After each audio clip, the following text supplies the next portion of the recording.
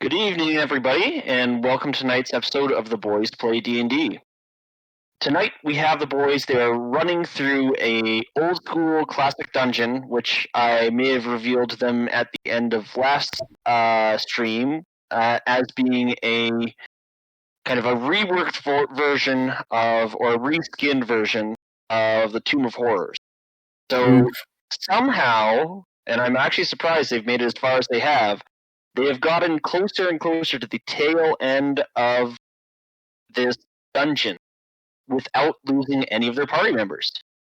Currently, the party, which is for those of you that might be keeping up, is a old washed-up band that has decided to try and go for one last big gig as they try to find the fabled flick of fate within this tomb.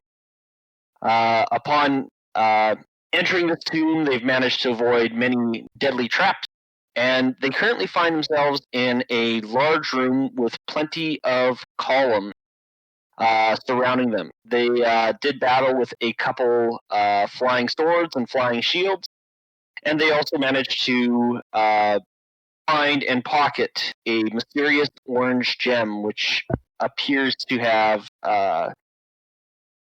promises for the person who picked it up, Dearmute.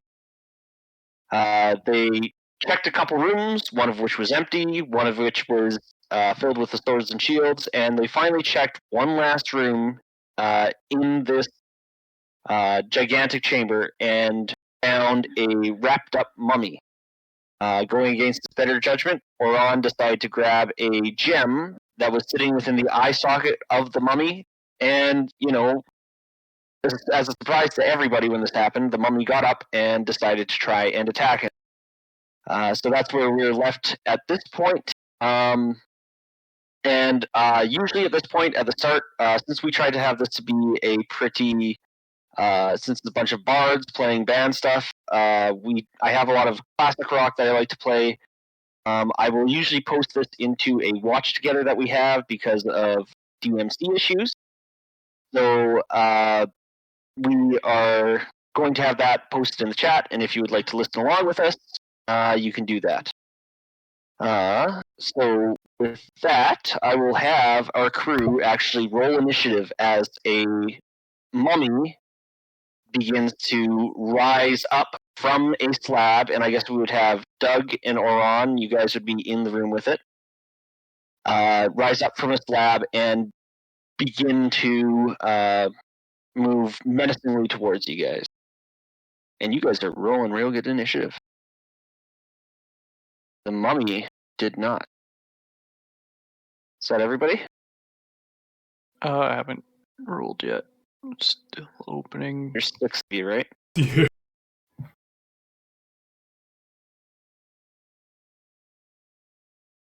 The lowest I could roll is tying the mummy. That's pretty impressive. Alright, so it is starting off here, Dearmute, the man with the orange crystal. You all of a sudden hear a noise start coming from the room where Oran and Doug are kind of poking noses into. What would you like to do? Shit, what is that? I'm gonna cast Chill Touch.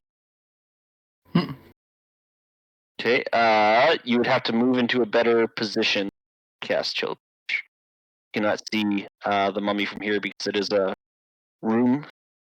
Can I see it now? I can't. Oh, sorry, I got mixed up. Yeah, you could have seen him. Sorry. I thought it was, I got you mixed up with Damien. My bad. Yep. Then yeah, you don't only just hear it, you also see the mummy sit up. But yes, Chill Touch. So it does a saving throw? Yep. Nope. Ranged spell attack. Roll attack with Chill Touch. So 3d8.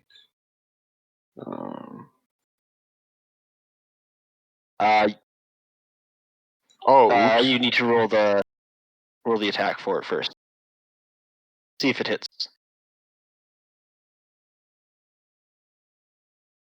I'm not sure why it says your spell save DC there, but yeah, it says spell attack. Nothing in the chill touch cantrip actually says you have to see the creature. Oh, really? It says Oh, yeah. target is the space of a creature within range, and it just says Mhm. make a ranged spell attack against the creature. That is out of the ordinary. The more you know. So it's a D20 plus my charisma mod. Plus your charisma mod and your Proficiency. proficiency. Should also be able to click. Wow. Oh, maybe not there. Yeah, it's a 12. Yeah, that's still a miss. So you watch as this hand kind of reaches up and tries to grasp the mummy by the throat, and it just kind of like dissipates before the mummy. Doug, you're up. I'm going to take a first attack with it. Okay. 16 is a miss on the mummy. It's surprisingly like you take a smack at it, and it does not actually. What's the ranged spell attack? I was just making an icon for it. Oh, okay. Can't be. And like you smoke it, and it just like seems to have no response to it. It seems pretty hardy. And I can take an extra attack. Oh wait, it would still be lying on the table. So you know what? That would be prone. So that would be advantage. So actually, you would actually hit that. Okay. Sorry, my mistake. I should have thought about that. Can I add a banishing smite to that? Yeah.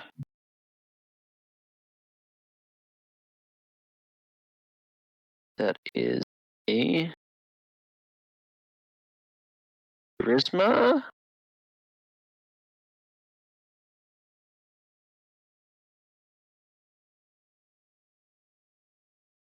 Oh, if it reduces it to 15 points fewer. Okay. Yeah, it's just an Alright. extra set of damage if the Yeah. attack. Yeah. Yep. So just roll the force damage. A 5d10. Yep. Nice. Ha! Ha! Ha! All right.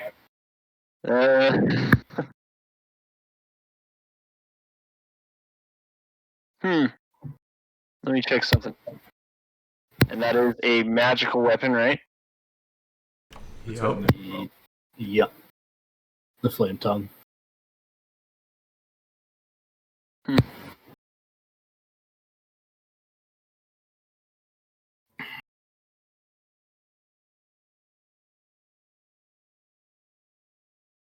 And how long does it last for?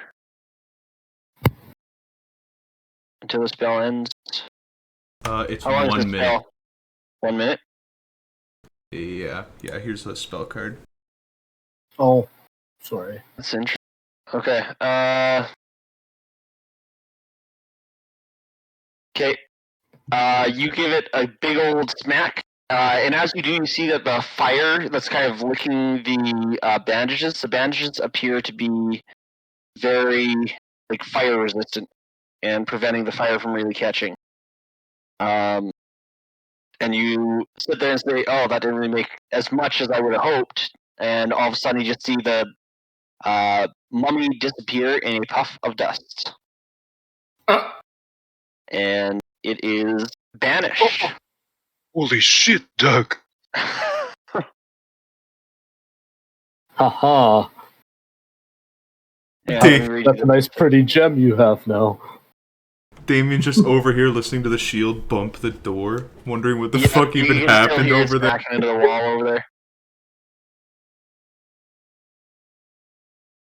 Okay. You do realize that it is. You can get the sense with your concentration that it is in a demi-plane. It is not in. This is its home plane, so it did not go somewhere else. So you have a minute now for you guys to figure out a plan on what you're going to do. Well, I'm going to finish my I turn by will pause exiting the room. combat, and we'll. I will say we'll go back up to the top of the round of combat for the second that this spell might run out. So we can pause combat. You guys can make some quick decisions on what you're going to do. Oops. All right. Gonna get out of the room. Close the door. Is there anything else you guys would like to do? Prepare. Well, I'm gonna move to here. Damien will move over and just ready his flurry of attacks for if something shows up in my range. Yeah. Oh, technically, I guess it would be Onslow would be the first one to go in this initiative because it was Okay. because I it would comes just at the move end there. of Doug's turn. I just move to there and be like, "What the hell is going on?" Any of you guys answer? I have no idea. I banished a mummy. He's gonna come back. Not too sure what to do with it now. Somehow that phrase makes perfect sense. I just give look over at give him a Onslow and thumbs up. shake my head. All right.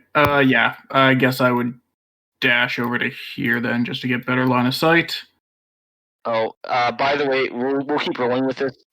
Jordan, next time if you want to do a banishing smite, you have to do the bonus action before you roll the attack. Yeah, what's But we'll different just than roll other with it this smite? time. Yeah, I was thinking about Paladin Smite. It's different. This is off the paladin spell list. It is, but the Smite I think of is like a Paladin feature. Yeah, this is like a bonus action that empowers your next attack. Yeah. Oh, okay, that's a feature that We'll allows do you it to next add time. it. It's fine this time. Okay. Yeah, just so we know for next time. Just reread that. Okay. Yeah, that'd be my turn. Preparing any attacks or spells or anything like that? Yeah, I guess I'll ready my warhammers. Yeah, I'll ready an attack. Okay, with Yeah. the closed doors. I'm also coming over here and preparing just in case I can poke anything. I'll ready Vicious Mockery, and that's about it. Yeah, I guess I'd have to ready Vicious Mockery as well, because I can't be in melee range. But yeah, if the door opens, I'm going to just mock whatever shows up. Okay. Yeah. All right.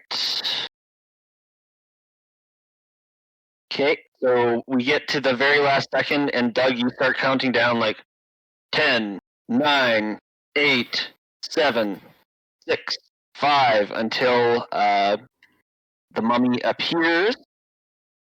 And so should we just go down on each of your guys' turn list until it gets to the mummy's turn then?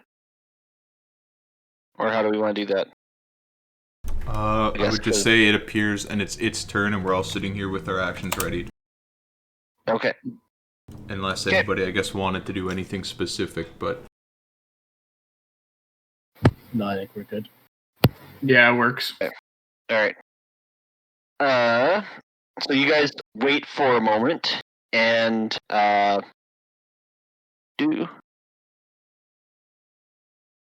is just a moment of silence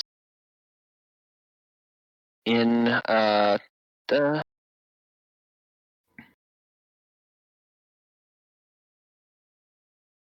And you hear like the thud of something appearing on the floor within the next room, and nothing seems to happen for that moment. And it is now Deermute.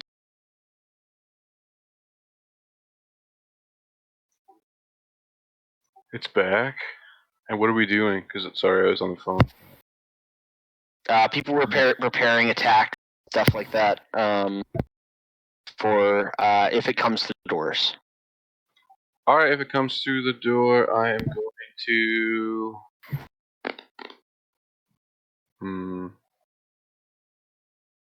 I guess I'm gonna prepare a dagger attack. I'm gonna Okay. Gonna make my dagger magical with magic weapon. And prepare a dagger attack. All right. Okay. So as you get ready to prepare your attack, and just continue holding position, suddenly you hear the doors slam open as a hurricane of dust and sand goes billowing past you all. You guys see the movement, and you take your swipes and make your attacks. Zero. Or whatever you guys had held.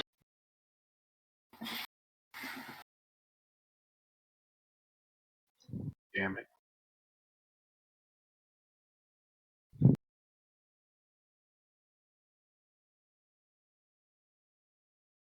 Okay.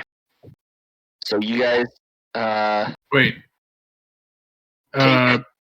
take your attacks on the motion coming out of the door. What's up there, Blake? Colton's thing isn't rolling the right damage. Oh, no, it's not. It's rolling level 1 damage.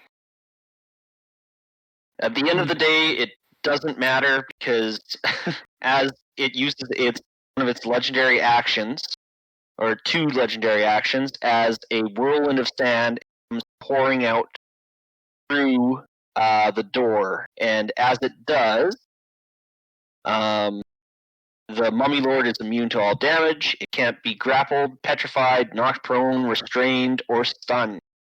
So all of your attacks just whiff on this massive amount of sand as it just comes barreling through the door and places itself about here away from you guys. That is its legendary action. Huh. You guys are just choking on sand. It was just like you just had a real bad day at the beach. I hate sand.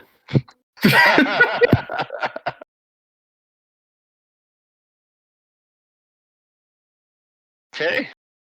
And that leads us to Doug's turn. I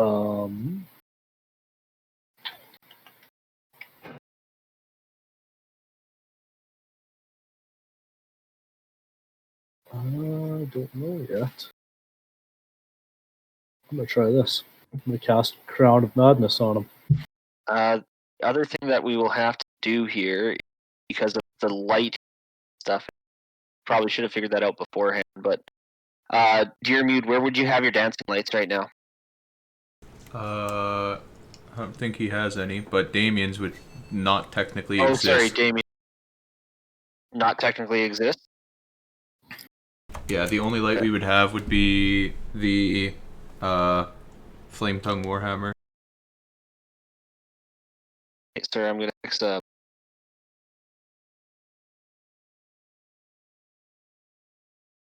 Is this a little bit better? I think my been having trouble with the balancing.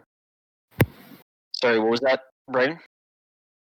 Yeah, my dancing lights, we just have them on me, so you don't have to create them when I do some of them. But yeah, we would just have the light of the Flame Tongue. Okay. So with that, Flame Tongue is like a torch, right? I think Yeah, let's. so. Yeah, we're using it as one, I believe. Okay, so if that's the case, anyone without dark vision would not be able to see this mummy, where it went to. Guys, it's over here. Just because the range on the Warhammer's not long enough? Well, it's 40 feet basically, right? And it's past 40 feet of the Warhammer. But you guys saw it go through that. You basically knew it went in that direction, but so if you wanted Flame to do Tongue that, is 40 bright, So 40 dim. I'd have to move close, but I wouldn't be able you to would see still him. be able to see because you're a half orc, so you've got dark vision, so you could still see it. I'm just using it for point of order. Oh wait, I'll cast Crown of Madness on it. Oh, really? Jeez, never mind then. Oh, damn. Yeah, never mind. You guys can all see it. Mm. It's a strong enchantment.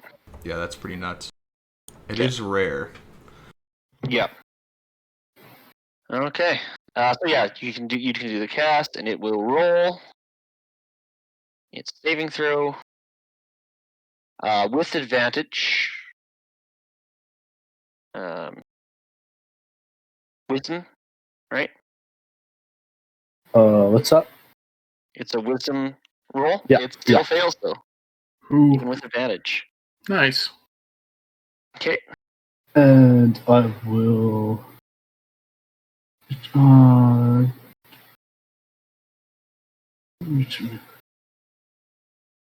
So I don't command it to attack anything this turn, do I? Or do Sorry? I? I'm just trying to read the spell here. Can I just kind of command it to attack the shield, I guess?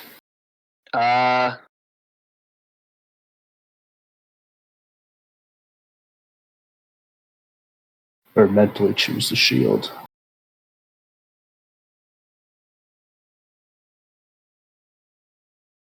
Okay. So he said, "Go attack that shield in that room."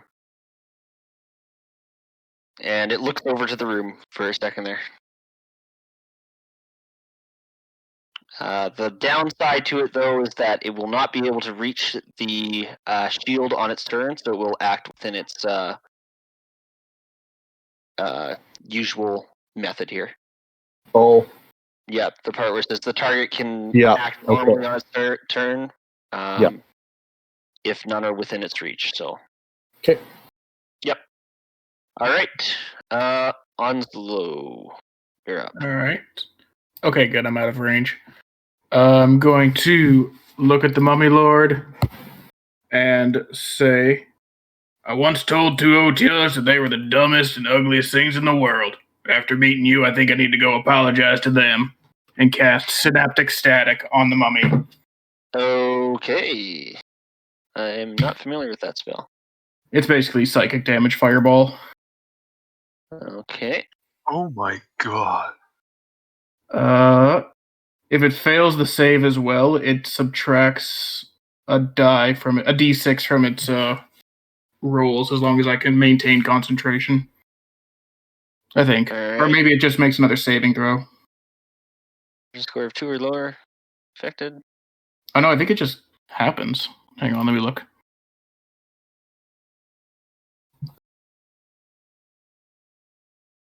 On a failed save, it lasts for a minute.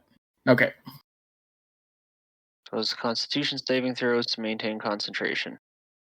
Okay. All right. So I will roll its intelligence saving throw.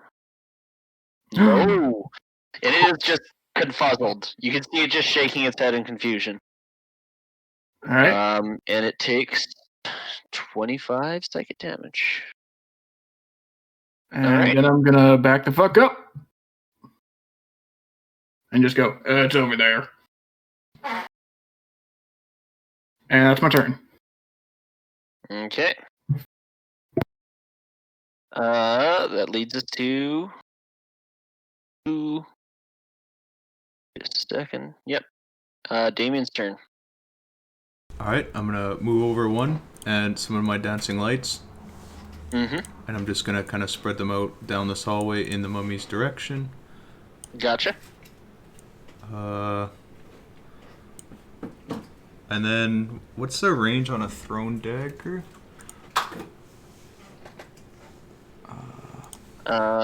20 and 40, I would feel like. Be wrong though.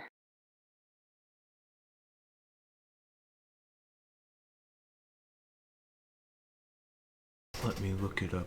It's 2060. Okay. So I will just kind of move up. 1, 2, 4, 5. I'm pretty sure. Fuck me, my ruler, but that's 25. Alright, well, I'll throw a disadvantage dagger. That's the 60, right? Yeah, it's about 60 feet away. Or sorry. Like if What do it's you mean by within 60? the 60-foot range, I can still throw it just Yes, at absolutely, disadvantage. Yep, you can. And that still hits. Roll for damage. I got it, 9 guys. piercing damage. It's just a regular dagger. Yep. Okay, Yeah, I it don't gets carry reduced. around Yeah. a stash of magical throwing daggers. Yeah. So yeah, it doesn't really do a ton for the. Oh wait, hang on. It sticks right into the mummy and does not seem to take any effect onto it at all. It just like sinks into the shoulder. And it doesn't even flinch. Guys, it's immune to daggers. If it's only immune to thrown daggers. Either way, I do not throw a second dagger, and that's the end of my turn. Okay. All right.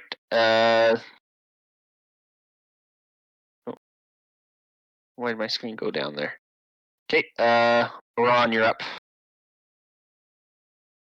So You can see it. Just yeah, I saw make sure that that's on. Doug's flame tongue hammer. The fire didn't really do anything. It did a little bit. It just seemed to be resistant to fire. Okay. Then I will firebolt it. Okay, that hits. Roll some damage.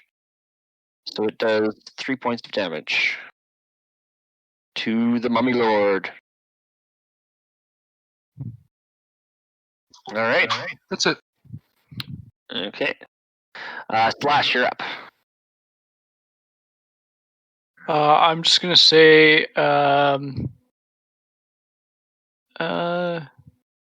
you're drier than a nun's fart, and I'm gonna vicious mockery him. Okay, roll for damage, or roll the wisdom save. I'm still only rolling 1d4. Okay, just roll another 2d4 because he. Oh wait, never mind. He passes that, so he doesn't take damage anyways. Okay. So. Oh, you have to subtract a d6 from that, I think. Only Constitution saving throws, I believe, or for. Oh yeah, you're right. Rolled from all its attack rolls, ability checks, as well as Constitution saving throws to maintain concentration. Okay. So, yep. All right. So, the mummy is going to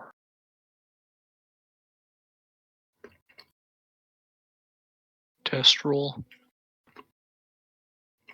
move Hey, up Eric. to Damien. 1, 2, 3, 4, and it is slow and shambling. It does not seem to move very quickly.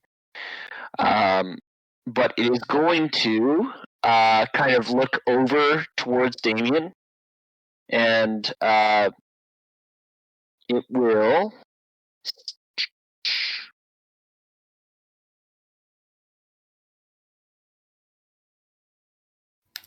I need you to make a wisdom saving throw.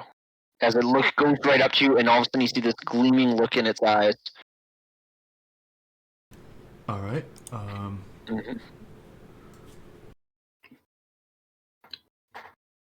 Oof. Oh. Yeah, I'm gonna lucky that.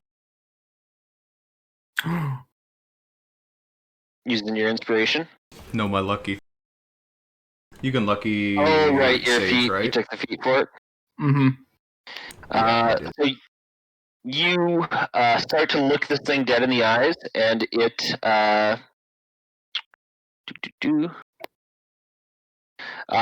and you like all of a sudden there's like a little glint off to your right, and it distracts you. And you look away just in time to avoid its dreadful glare. It is going to lift up its rotting fist and take an attack at you now. 20 hits. Okay. Minus a d6. So yeah, roll Constitution saving throw. Minus a d6 might make it not hit. Oh,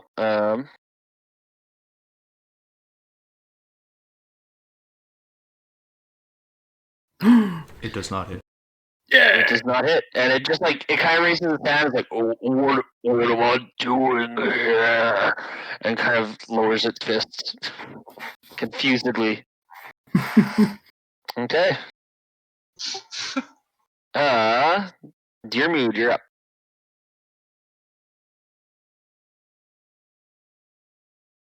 I'll move over here. And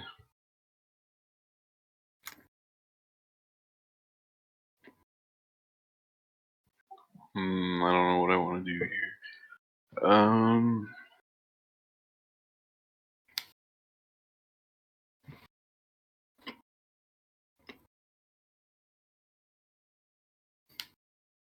No, I think I'm just gonna end my turn right there. Actually, just do nothing. Pardon? I guess I'll just take the dodge action. Okay. That's it. Sounds good.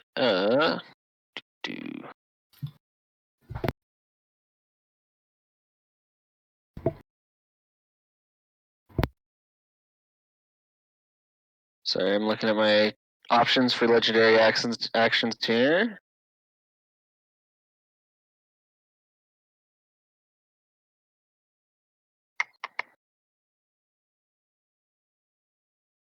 Not a whole lot of great options here. Yeah,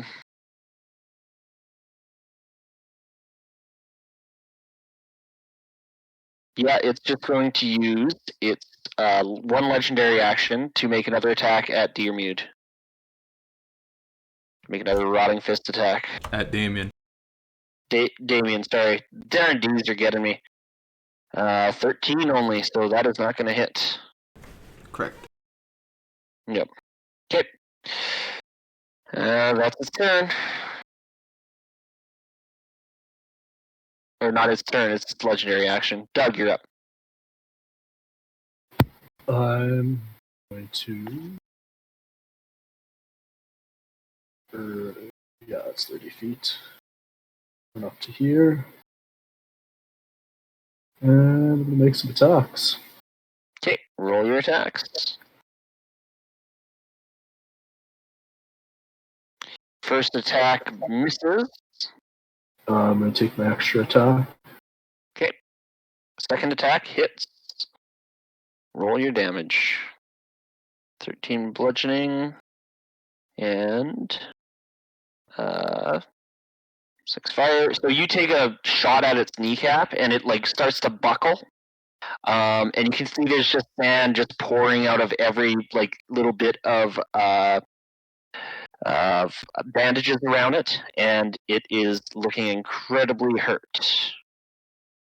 I'm going to take my bonus action attack as well.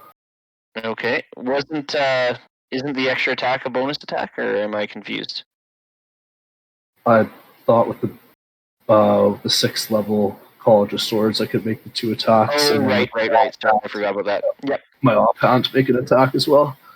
Okay, that is not going to hit with a 15, though. Okay. All right. With that, it is going to use 2 of its legendary actions, and it kind of looks at the 2 of you next to it, and kind of like this like creeping noise just comes from its mouth as it says a blasphemous word. Out in the madness, the all-seeing eye flickers above us to light up the sky. And you guys need to make a DC 16 Constitution saving throw. The 2 of you within 10 feet of him. Okay, you both fail. So you guys hear that, and it just like echoes in your head over and over and over again, and you guys are stunned. Oof. So you're stunned, and you're not sure for how long. Okay, Onslow, you're up. All right. I'm going to move to here. And I'm going to hawk a loogie at this thing at Oh, yeah. At 3rd level. Okay. Oh! Yeah, that's gonna finish it off. How do you want to finish it off? Final blow. I just go, here, catch. Just like hit it right in the face with it. And you watch as like the sand just starts to like dissolve, the bandages dissolve, and you see this like rotting Eddie-like face behind the bandages as it starts to dissolve. And I'm sad that I didn't have more Iron Maiden quotes that I could toss into it at this point, but whatever. And it dissolves away until it is completely dead. Nothing, or the head is completely gone, and it drops to the ground. Hey, where's your head at? And the mummy appears to be no more. So we can end the combat there. The Banishing Smite kind of fucked a lot of my options right off the hop. And the best part about that, the reason why I laughed so loud, you got exactly 50 with 36. It had Nice. it had just the first damage that you did was just enough, just to get it down to. I think you did a total of. Sorry, I'm looking at the stats here again. You did a total of 47 points of damage, and just like just exactly hit 50 on it. Nice. So, okay. Are we still You stunned? guys now have the room to yourselves again, as there's just this this bandaged corpse is on the bottom of the ground. Are we still stunned? Stunned. They are stunned for about 3 seconds, and then they regain their composure. So it was until the end of the mummy's turn.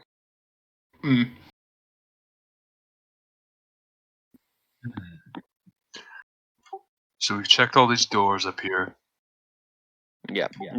So in the room you've got there are the 2 devil heads that are about 24 feet off the ground on the northeast and northwest corners.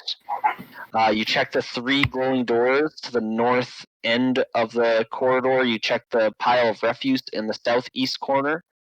And you checked the... Sorry, just a second.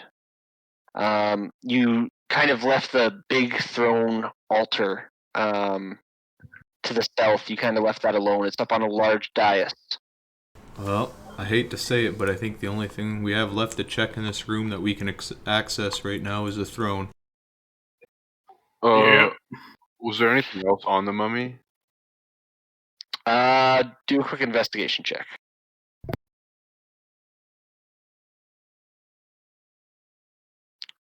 You scour the mummy and believe there does not seem to be anything other than the gem that was in the eyeball. Perfect. Onward. One day I'll get used to this whole adventuring thing and remember to search bodies. Yeah, it was a huge amethyst worth 5,000 gold pieces. And it's so you found a pretty sweet find for dealing with a mummy for a while there. Okay, so the 2 of you guys approach this throne that seems to be sitting there, and I'll repeat what I kind of mentioned last time. Contrasting with the pastel colors of the floor and pillars of the hall is the stark blackness of the huge dais on the south wall, atop of which sits an obsidian throne inlaid with silver and ivory skulls. Upon the throne rests a crown made of gold and a scepter made of electrum. The scepter has a gold knob on one end and a silver cap on the other. I'll pull up a picture of it here. Just give me a minute. You guys discuss what you're going to be looking at, and I'll see if I can find the picture for it.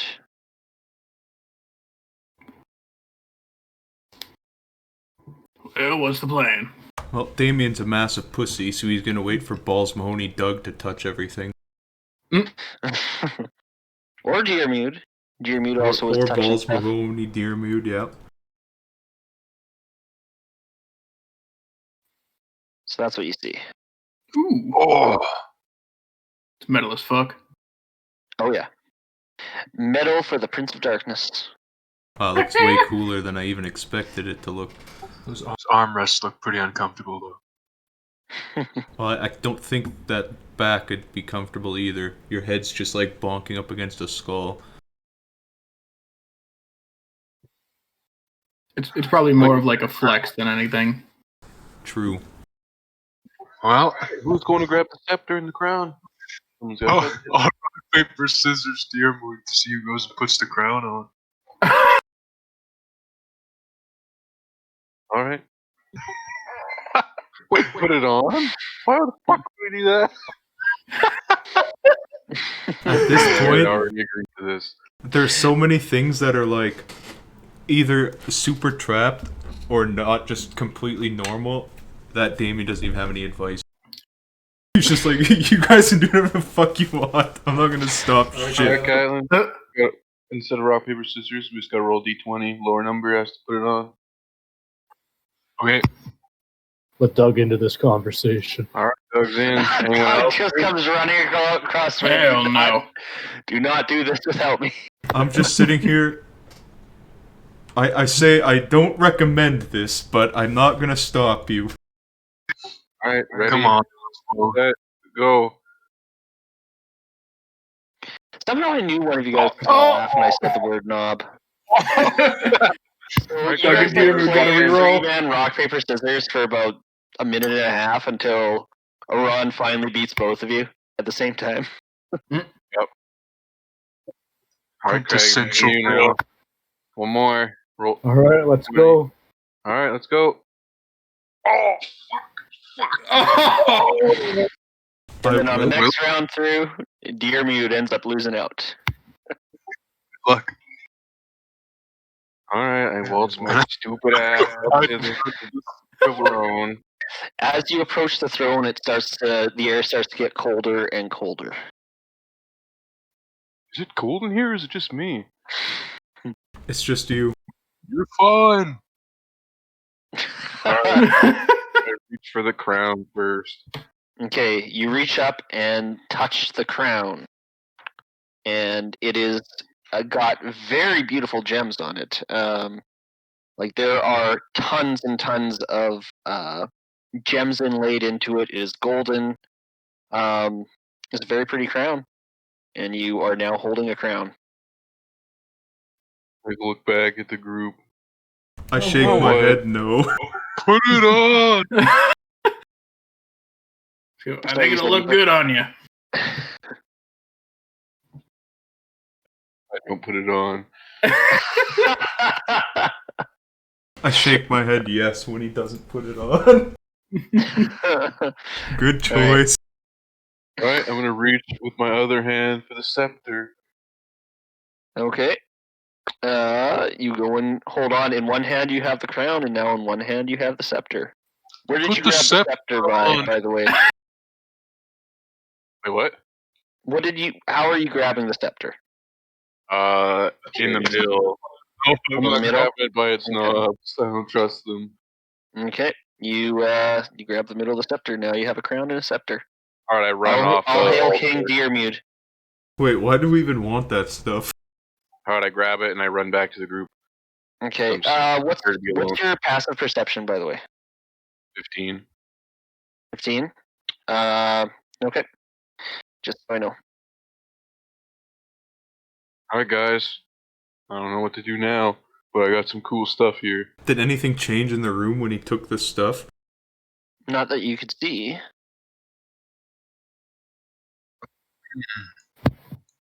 I guess I'll go have a closer look. Okay.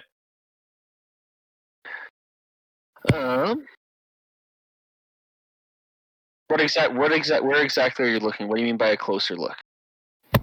Well, I'm just looking up at the throne where he took the stuff, seeing if anything's happening. Anything changed. Okay.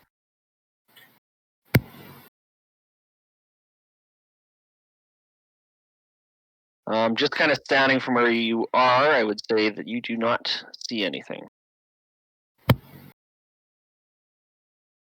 I'll take a couple more steps. Okay. Still nothing. All the way up until you reach the chair, and you're looking down at the chair, and it seems to be nothing there. Well, crown Sit in seems to it. be safe. Put it on. And yeah, fuck it. Sit in the chair. Okay. I whisper to Anzo, the fucking balls as you on this sit guy. down in the I chair, know, right? you get a slight itch on your nose, and you kind of scratch it. What does it mean? It could be nothing.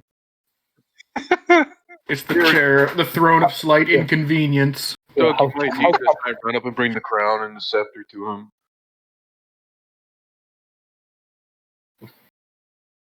Fuck it. Put on the crown. Oh! I don't put it on. Crown me. All right, Crown kneel king. down, homie. I just shake Long my head way. no again. I'll kneel down. Long or short-lived Doug, I don't know yet. And I put the crown on him. Okay, so you have the crown set upon your head.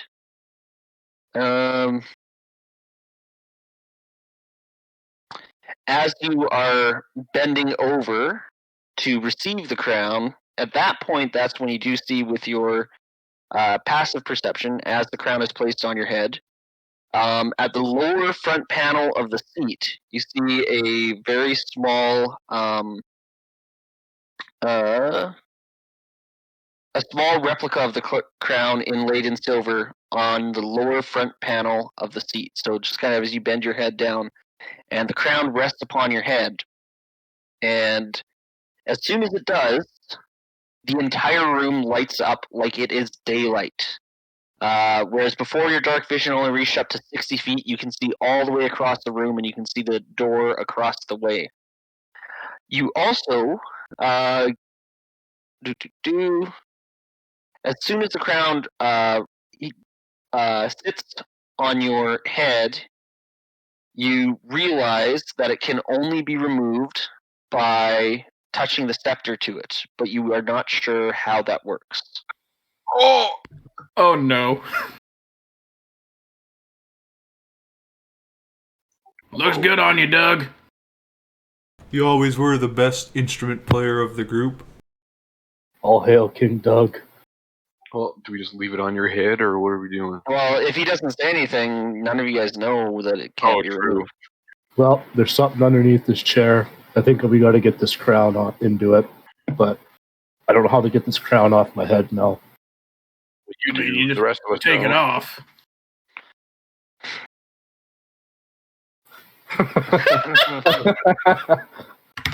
Well, help me take this off. Try whacking this thing off. Take the scepter. Phrasing. Take the scepter. Whack it off my head. Scepter, and I'm gonna. What am I supposed to do with this? Whack it off my head. Take it off. What? What the fuck are you guys doing up there? I don't want to break it. It looks worth a lot. Wait, why do you want to get the crown off? I don't know, but the scepter needs to be involved somehow. The crown's stuck to my head, I think. As I try to pull it off, I assume it's not coming off. No, it's like crazy, extra crazy, ultra glued to your head. It feels like it's part of your head now. I told you not to wash your hair with that stuff. Goddamn. Do we need to take the crown off? I mean, Well, if it's stuck to your under the head. chair here that has something to do. Ah. Oh, so we want to use the crown to. I see. Yeah, I think I'm gonna try and I guess shove my head under the seat to like where the imprint of the crown is. So you go and like just tap your crown on the other crown, and you like go ding ding ding a couple times and nothing happens. Wait, is it like a hole for the crown, or is it just like another like embellishment of a crown? It is like a little tiny What's the opposite of an embossment, where it kind of like sticks out a little bit? It's like a bedazzled. Bass relief. Sorry, what was that, Colton? A bass relief. Yeah, that would be more like it. Whereas it looks like an exact replica, but a mini version that's just kind of sitting out at the bottom of it. Oh, I I see. walk up to Orin and hand him the scepter. Like, you're strong. Go get it off his head. I hand it to him.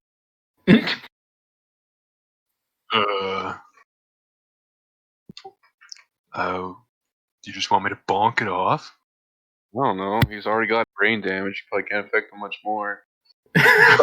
Try tapping it or prying it off.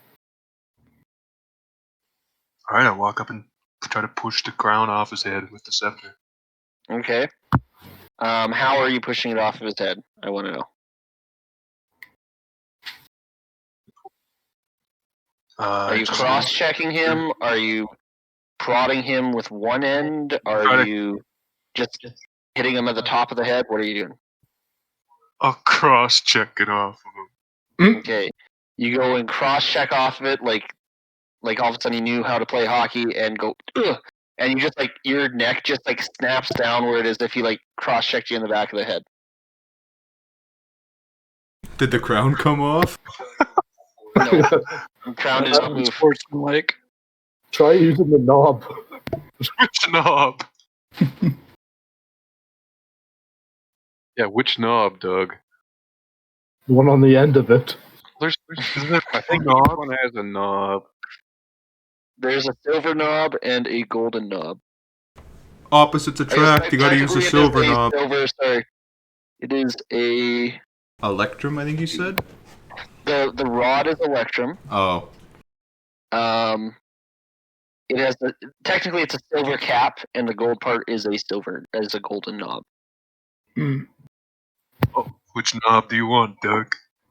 Well, give me the gold one. Alright, I fucking wind up and baseball swing it off his head. So you wind up and smack his crown with the golden knob, and the crown just goes flying across the room and clatters to the floor. I just golf clap. I just look confused at what the fuck we're doing and why. Well, at least we know how to Alright. get it off now. We know how to get it off. So, Doug knows that there's drawings on the chair, but no one else has seen them? Well, I told you guys Yeah. about them. Yeah, I think I told you about the Yeah. little inlay. Okay, I'm Why don't just you gonna go. touch the gold end of the knob and down there, maybe? Did the room stay lit up? Because it lit up when you put the crown on, right? No, the room went back to dark after the crown was removed. Ah. Is there any more writing around the base of the chair? Roll a perception check.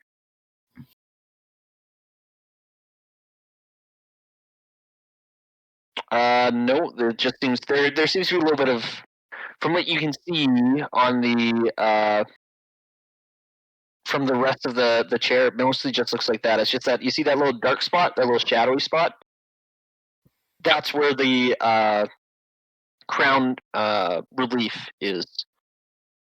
It's kind of in the crack of the chair, but aside from that, that's exactly what it looks like. What about behind the chair? Is there anything back there? No, I include that in your check when you were looking around at the bottom of it. There was nothing back there.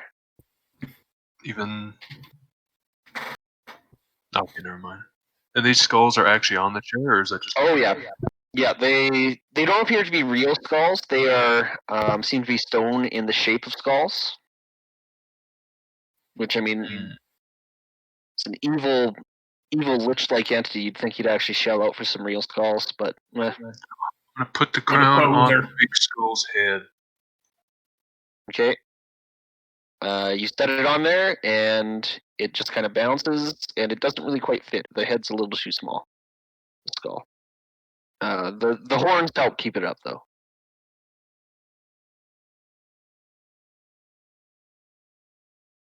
I was like, well, if the gold end worked here, touch the gold end to the chair. What are we trying to accomplish? Just opening a door, maybe, or something? Yeah. Fair enough. I got no better ideas. Okay, is someone going to touch the gold end to the crown? Well, not the crown, but the relief of the crown. Whoever smelt it, dealt it. Alright. Did anyone even go grab the crown? I put it back on the chair. Oh, right. Yeah, okay. I'll take the scepter, and I guess I'll just touch the throne with the scepter. I don't know. Okay, you touch the crown with the gold part of the scepter, and it just goes like a little ding noise as it touches. Just like the sound of metal touching metal. A lot of ideas. Go at the other end. Alright, Oren. And I flip it around, and I'll touch the other end. You go and you touch the silver end to it, and kind of like whatever, and all of a sudden you hear a noise as as the throne begins to sink down into the ground and back into the wall, and it reveals a 5-foot wide passageway beneath it. That was just from touching the crown with the scepter? Yep. Oh my The crown, god. the inlaid crown. What the fuck is this place? Fuck. Convoluted. Oh, That's what we're doing, Damien. I'm gonna hold Yeah. on to the scepter for now. I guess I'll go in first. Eventually, the square peg will fit in the round hole. Just gotta keep shoving. Oh boy, you guys. All right. The narrow passageway behind the throne. Are you going in there? Sorry. I'll go in first. Who's going first? Okay. I'll follow you. Did somebody Okay. bring the narrow crown? passageway behind the throne leads to a 10-foot wide landing, and a series of steps which become wider to the south as they ascend. The walls of the area ahead are untarnished. I'll just keep you in that hallway there. Just don't go too far yet, because this is the part that I'm explaining. Yeah, I just make it for him. Yep, no problem. The walls of the area ahead are untarnished and gleaming with copper The walls of the area ahead are untarnished and gleaming copper panels set between rare woods inlaid with ivory. The ceiling is silver, formed so as to reflect and amplify the light brought into the space. The chamber widens up to the south, where a set of gently sloping steps leads upwards. The 6 steps nearest to farthest are made of onyx, pink marble, lapis, black marble, yellow serpentine, and malachite.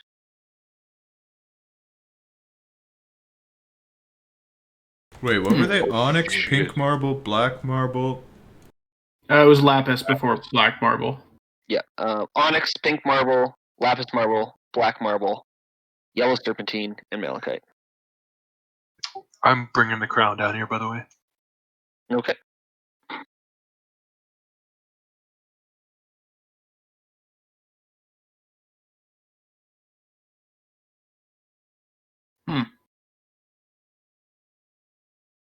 Oh, I think lapis is blue. Yep, I think so. Yep. I don't know if that's at all relevant, but...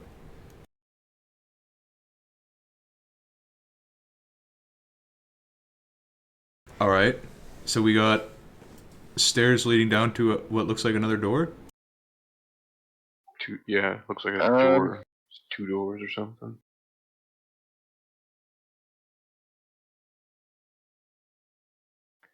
Yeah, there's doors that are double doors that are up ahead of you, up the stairs. Every time we've opened double doors, something really bad has happened. I think there's only been like 1 set of double doors, as far as I can remember. I thought we Oh, opened Yeah, double. something really bad happened. You gotta do your tippy toe weight test and push down the stairs a little bit and see what happens. Colton, can you remind me? Did we say that your true sight ran out? I think so. Okay. No, I think it's still up for a bit. I'm gonna get down on my hands and knees. I'm gonna smell the first step. What the fuck are you doing? You roll a perception check, I guess. He's using that 1,000 IQ of his. You take a big, deep breath in, and you smell rock. Some kind of stone, mineral. What's it smell like, Doug? It smells like stone, boys, and I'm gonna slap Oh. it. Who would have guessed a rock With my smells like bare a hand, I'm rock? gonna reach forward and just slap it. Just slap test the smell test. As you get a little bit closer, you do see a black key sitting on, or sorry, a bronze key, a cylindrical bronze key, just sitting in the very center of the black marble step. Well, that seems a little convenient. Did anything happen when I slapped the step? Nope, just kind of made a slapping noise. Did we even find what our last key was for yet? The one we found in bases? I don't think so. I don't remember. Yeah, I don't think it would worked for anything yet, unless I'm mistaken. Maybe. I don't know. I can't remember either. Oh. Nothing to do Do we but start creeping down the stairs? Yeah, I guess I'll do the tippy toe test on that first step. Okay. You go and gingerly, lightly press your foot onto the step, and nothing seems to happen. Okay, I'm just gonna bunny hop onto the first step. Get 2-foot bunny hop onto it. Okay. Onto the first step. Yeah. Okay.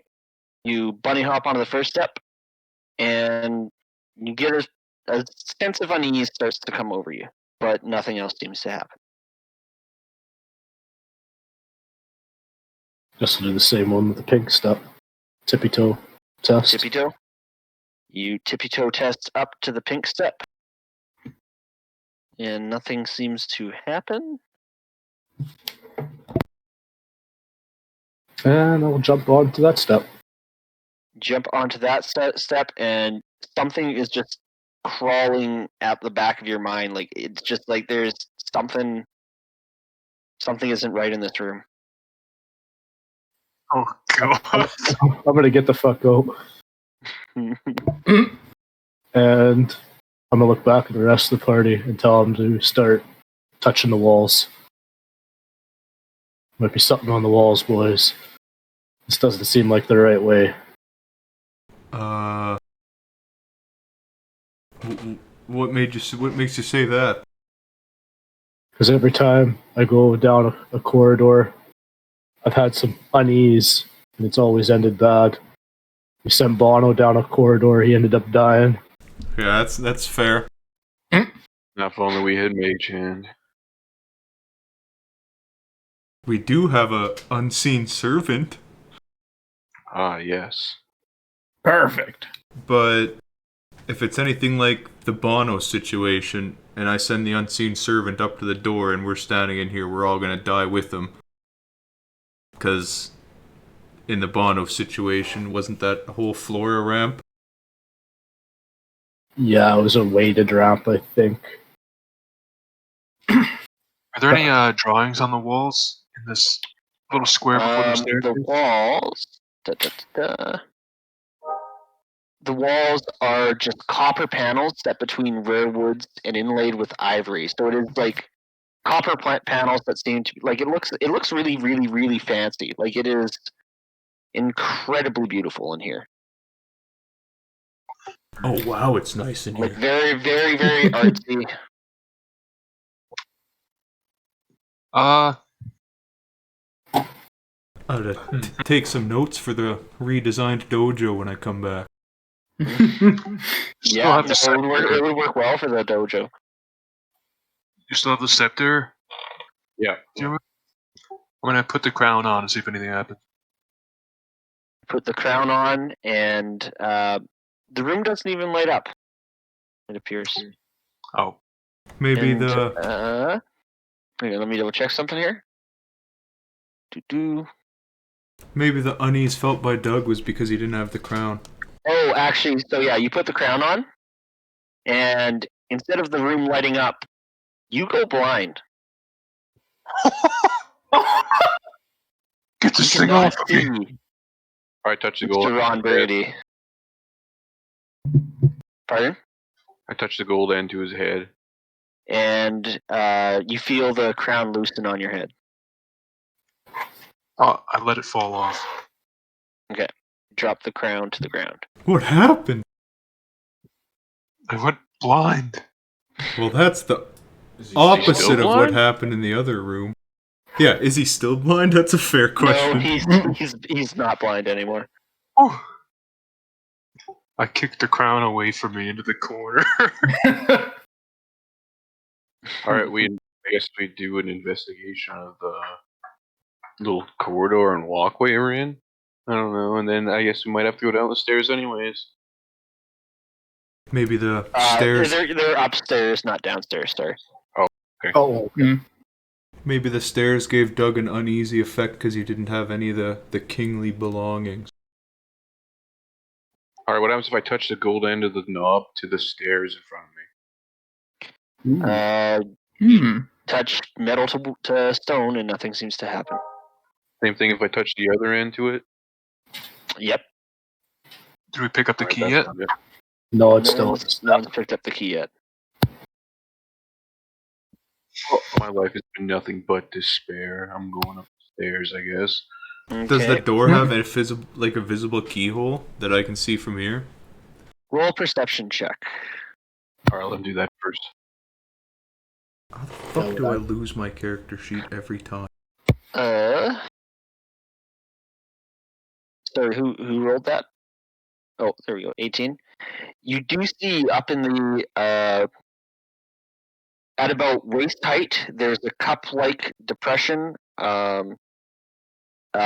hemispherical concavity, and it's got a central hole in it. Okay, and when you look from here, when you see it, it looks like the key in front of you could fit. And that's the only keyhole? There isn't a second keyhole for the other key we have or the something? only keyhole. Yeah. Alright. Basically, so these doors are the doors up there, they look like they're made of mithril, and they are 14 feet wide and 28 feet tall.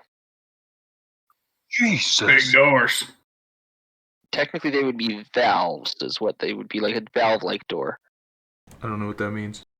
Let me double check that for my. Guys, if we just take these doors and the adamantine doors, we're set for life. True. Wait, don't forget the poison-filled room with the 5,000 coins in it. A pittance compared Oh, to. it's a type of door that's like Doors are used worth. as. Like they're similar to they're really really heavy doors that would be used for a massive vault. Like they're not like the circular type of doors that you would see like in heist movies, but they look like they're big enough to be used to hold something like a vault.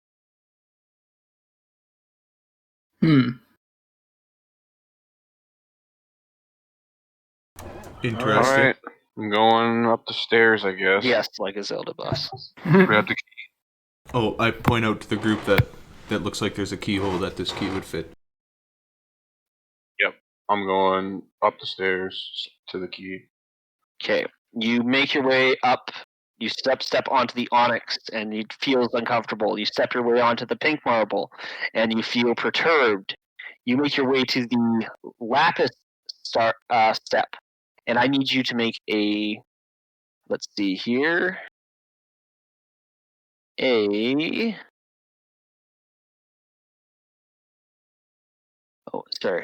Where is it? I pat myself on the shoulder and cast heroism on myself too. A wisdom saving throw. Sorry, what was that? So I'm gonna pat myself on the back and cast heroism on myself. Nice. I would say you have to make the you'd have to make the spell check first here, or the DC check first. Wisdom, you said? Wisdom. Do we still have Heroes Feast? Wow. I think we still have Heroes Feast. You fail, and your initial. You guys rested, I believe, and missed out on the Heroes Feast. Heroes Feast lasts 24 hours, though, right? Yeah. Yeah. Let me think. I'm trying to think of the hours you guys would have spent in here. But then there's also the time that you guys spent doing shopping and stuff as well, right? Yeah, but that was like an hour. Yeah. So it would have been like 10 hours of us being in here, or 11. Unless we spent like 20 hours long resting, I guess. Well, you would have spent 8 hours long resting. Mm-hmm. Yeah, you would still, your Heroes Feast, I think, would still be counting towards it, but you'd be, I think, just with an estimate here, I'd say you'd be 17 hours in. All right. So we'll say you get 7 more hours of Heroes Feast. And yeah, I guess, you know what? As you get there, the Heroes Feast will kick in, and you are, you managed to shake off the fear that was coming out from this key. This key is giving you extreme vibes of being completely evil. And you were almost ready to turn and run, but you realized that you are Deermood, one of the greatest singers of all time, and a little key can't scare you. It does everything. Damien, it does everything. The only part I remember is the immune to poison diseases. Poison, diseases, fear. You had your hit point maximum was increased. All right, I'm gonna. Advantage on wisdom saves. Yeah. I'm now gonna pat myself in the back, and cast heroism on myself, and go forward. Okay. I will also send a bardic inspiration up to You gain Deermood. your temporary hit points, and you reach up. And are you going to grab the key? Yes. Okay, you reach up and you grab this bronze key and you hold it up, and nothing seems to happen, and this fear that you have from it seems to fade away. You're doing great. Hey, I look back at the group and I say, "Who has the other key from the cauldron room that we were in, or whatever it's called?" I hold it up. Toss it here. I'll just walk it over to him. Okay. All right, I'm gonna walk up to the door. All right, I'll step off the stairs just in case. Now that I'm closer, what does this keyhole look like to me? The keyhole, where these valves meet, basically right in the center of the two doors. At about waist height is a cup-like depression, hemispherical concavity. So basically, it's like a circle, or like a concave hole with a smaller hole at the very center of it that a key would be able to fit into. This key that I found on the stairs feels like a trap, so I'm gonna try the first key, the one that Ansel gave me. Okay.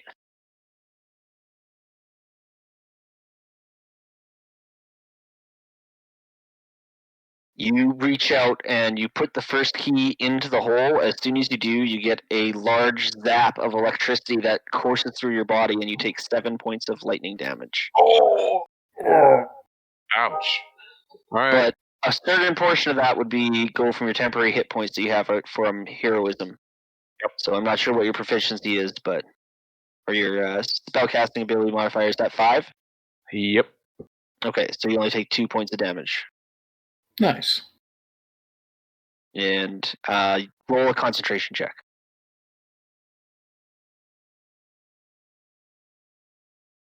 Just to see if you can, a constitution saving throw, just to see if you can hold heroism. Wow. Oh. You do not. You get the zap, and you're feeling all high and mighty on the heroism spell, and it just zaps you out of it. Alright, I'm gonna put that key shakingly, like I have Parkinson's in my pants, and shakily and slowly put the other key in the hole. You shakily and slowly put the other key in the hole, and you kind of like hold it in the hole for a moment, and nothing seems to happen. And on a delayed response, you get a little static shock comes from you and shocks you as well, and you take 1 point of lightning damage. Ow. So you said this was like circular. Would the scepter end fit in the hole? Possibly. Alright. I'm gonna look at the scepter and be like, well, if I die here, I die here. And I'm gonna stick the gold end of the scepter towards the hole. You stick the gold end of scepter into the hole, and you guys just see Diarmu's hands are just like shaking because of the ordeal that's been happening here. I'm playing some really That was the motivational withdrawals 'cause bagpipe. he's on the hero's feast and can't take his drugs. And you touch the gold end up into the hole, and you hear a noise as the two mithril doors open up ahead of you. What were these stupid keys for? Get the fuck out of here. Maybe we need them later. What's happening up here? Holy, what is that? Alright, so the doors that are opening ahead of you, this imposing chamber has a silvered ceiling, just as the foyer has, so it is brightly illuminated by reflected light. The walls are of ivory with gold inlaid. The floor is polished agate, or agate, or how do you guys usually pronounce that one? That's another one that I always read and I never say out loud. Agate? I guess it's stone? Sure. Okay. English is dumb anyways. Yep. In each corner stands a statue of black iron, easily 9 feet tall. To the northeast stands with a sawtooth, two-handed sword raised to threat. Is it? Yeah, it's a little bit. Okay. Oh, that sounds better. Yeah. Sorry, yeah, I bumped it and I didn't realize it was that close to my face. All good? It happens. Just nothing but mic problems tonight. Sorry, guys. The statue to the northeast stands with a sawtoothed, two-handed sword raised to strike. The one to the northwest has a huge spike-ended mace. To the southeast, the sculpture holds a wickedly spiked morning star, and the one to the southwest has a bulge or a bulge. I've got to look that up myself. I forget what that is. Does anyone else know what that is? VOULGE? Seems to be like a spike of some, or a spear of some kind. No idea. It's kind of like a halberd. I'll just A pole arm. Like yeah. glaive. I'll post it to the Discord. Sorry to the viewers. Just to save time. I don't want to save the whole thing and then upload it. Brian's googling bulge. I thought you said BOULGE. No. VOULGE. A volg. Or a volge. Valge. That One one of looks those like things that and honestly, until I read it in this book, I've never heard of that weapon before. Near the center of the room is a large bronze urn, filigreed in gold. A thin stream of smoke issues from a tiny vent in its brass stopper. On the southern wall stands a granite sarcophagus that appears to be damaged. Flanking the sarcophagus are two large iron chests.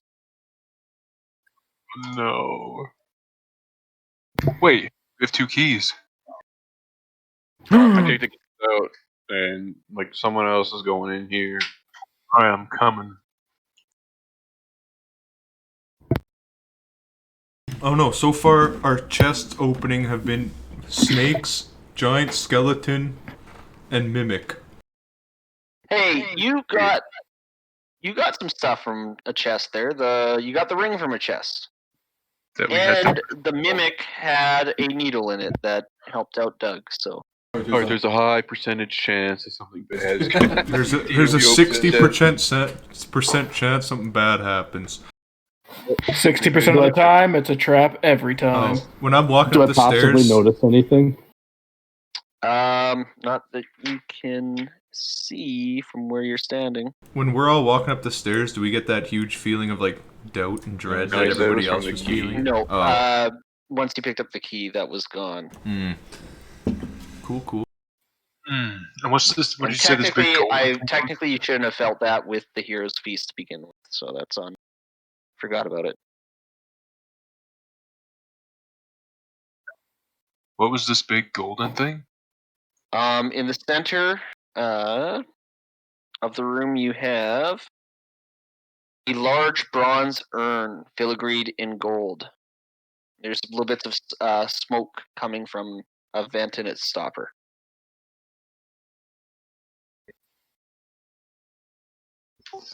Oh no!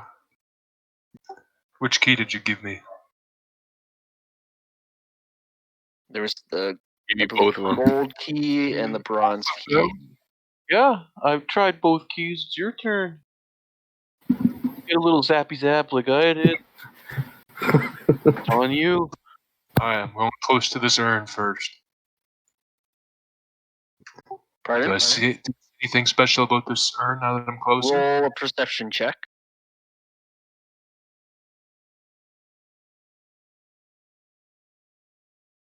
Yeah, it's a little smoky.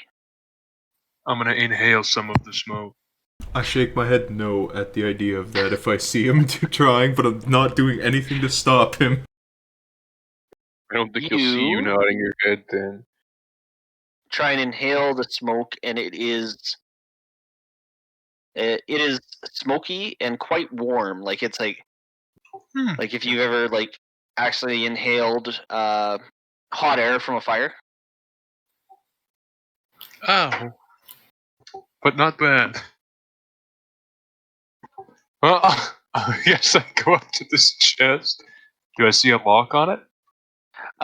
You do see a lock. In fact, you see there are 3 locks on this chest. Oh fuck! We ran out of key. It appears to be embedded into the stone. You can see that around it there are marks of prying, battering. Looks like someone was trying to like move the chest or break their way into the chest without actually opening. Oh. Doug hasn't tried yet. True. Just kidding. It's a terrible idea. Well, I'm gonna go around to the other chest and see if it looks the same. Pretty much an identical situation where people also were trying to get at that chest, move it, pry it out, open the door without the locks actually being touched. And we only have 2 keys, right? You only have 2 keys, and there are 6 locks in total. Anyone have thieves' tools? Maybe these 4 figures in the corners have the other keys. I'm not sure what they are. Are they like statues of armor, or what are you looking at? Sorry, what was that, Craig? The things in the corner. In the corners. They're different statues holding different weapons. Should we search them, see if they have a 3rd key, maybe? The Yeah, maybe urn they might got- also yeah. contain a 3rd key. And something bad for us. All right, I'll take a look at this statue over here. I'm gonna look at this one over here. Okay. Just roll some perception checks then. Okay.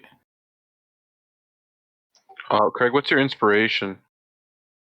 The D12? D10, I think. Isn't that It's D12 now. D12s. Yeah. I'm gonna use the inspiration you gave me then. They are very metal and they look quite heavy. Nice. Nothing aside from they're kind of like different weapons. There's nothing particularly special about them. They look kind of vicious. Like each of them do not look like good people. All right. Maybe Gonna- there's Like with angry and like violent looks on their faces. Gonna back away from this one slowly. I wonder if there's something inside of them. Maybe we should break them. I wonder if we should break this urn. The urn sounds like maybe a bad idea. Should we try and But maybe open the not. urn? Maybe. I have no idea. Could try and open the urn. I got nothing else. I take it no one does have thieves' tools, eh? I don't. Don't think so, no. Going to just That's a no from me, dog. try the bronze key on this chest. The bronze key On the right hole.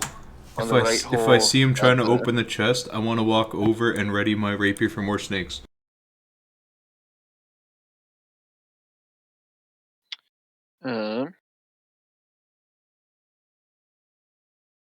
Or more skeletons. Or more Sorry, I'm just rereading whatever's something. bad.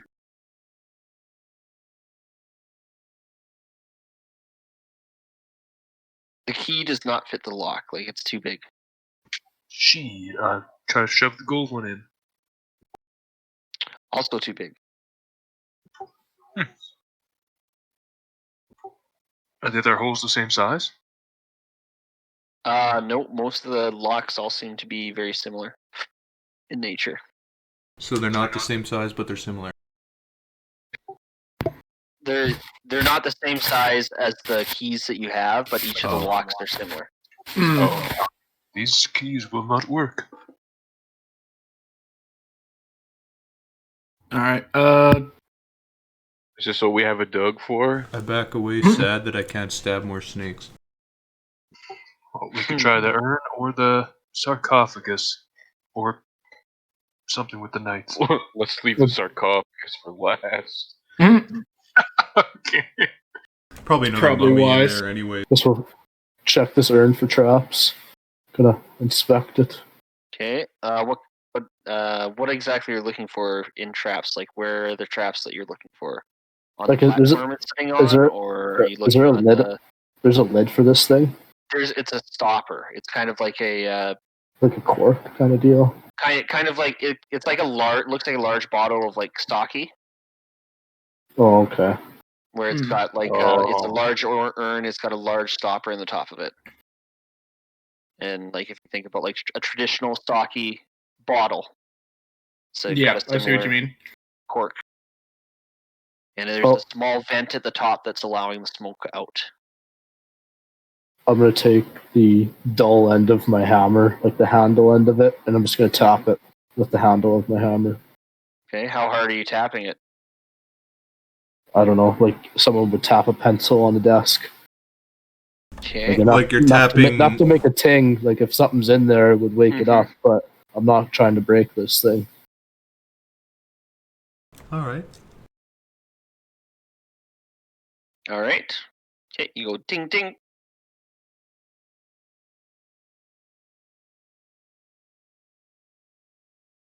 That's it. Ting ting. Yep, so that's it.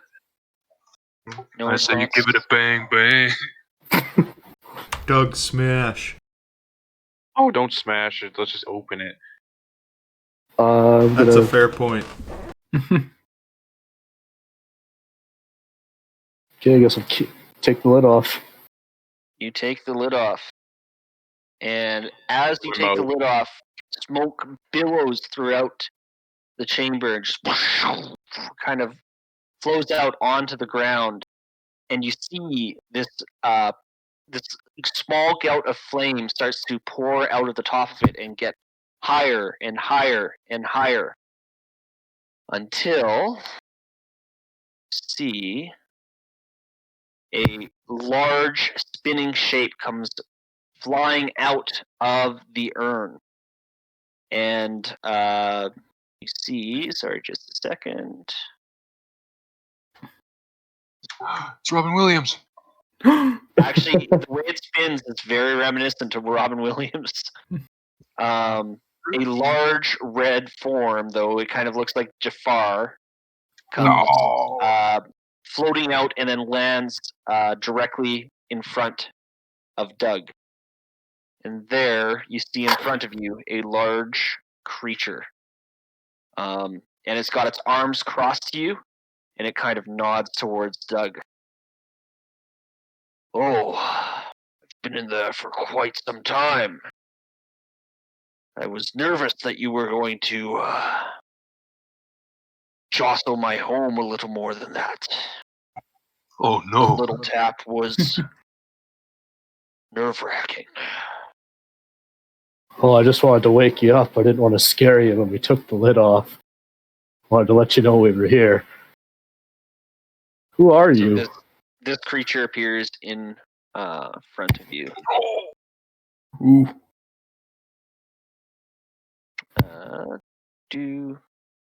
Looks like that. And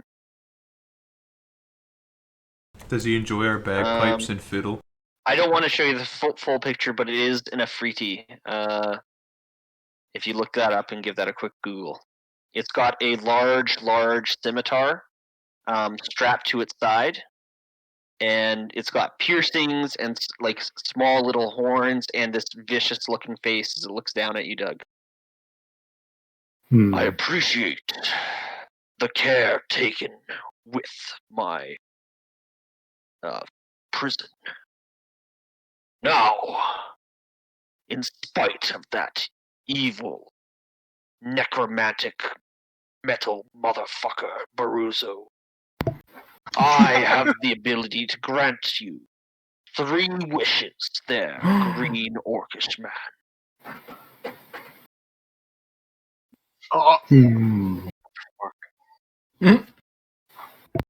Let me think about this for a minute. Do you mind giving me 30 seconds to talk to my companions? I have been trapped in that prison for centuries, and I have not much urge to stick around much longer. Make your pick quickly. Oh my god, guys. I wish that you would take us to Boruzo.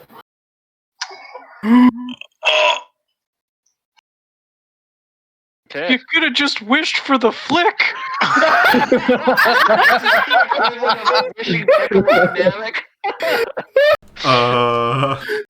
Perfect. No, there's nothing you guys can do about it. All of a sudden, you guys feel a whipping hot sensation as you guys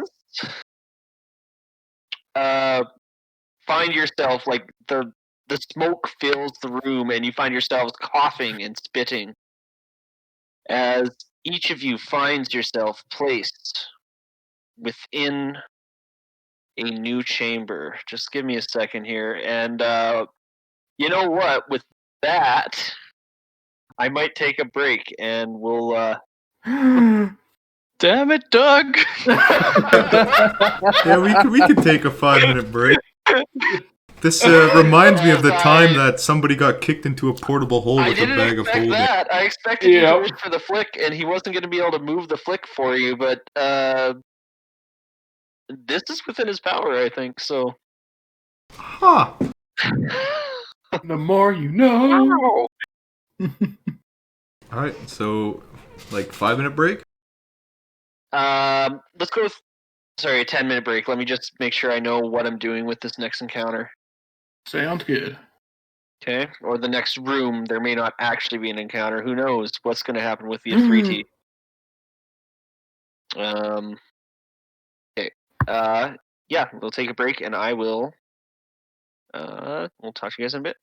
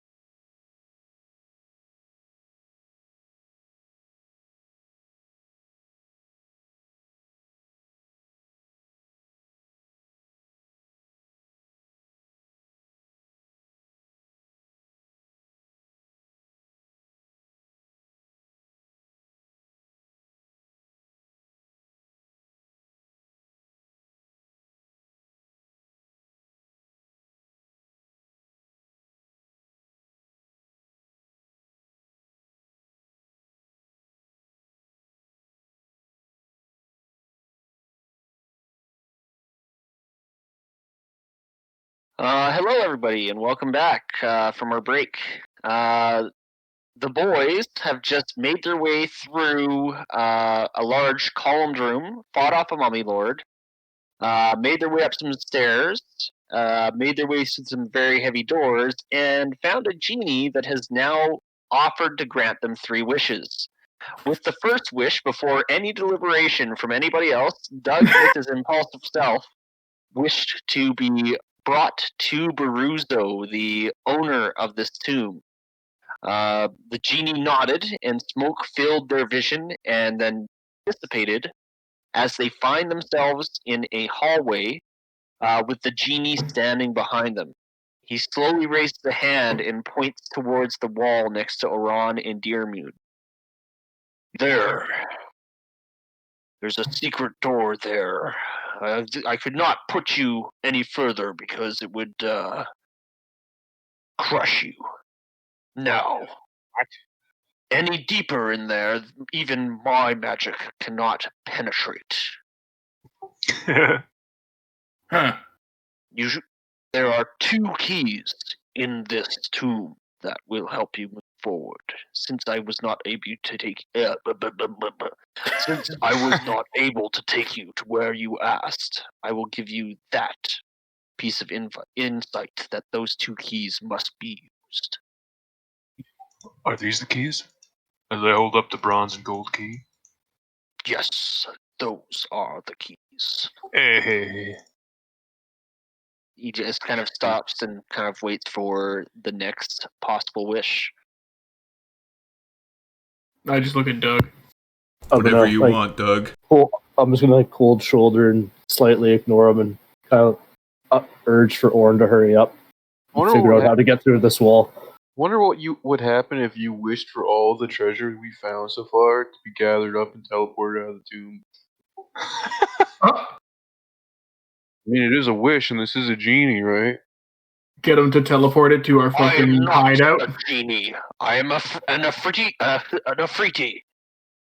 Genies are. You do grant wishes, right? Yeah, regardless, are your powers able to do something like that? Weak and useless cousins of mine. Do not relate me to them. Apologies. Well, I'm gonna wish for him to all the treasure that we found, see if it can be gathered up and taken outside. Your packs, he kind of like claps his hands together, and your packs feel significantly lighter. Hey, maybe.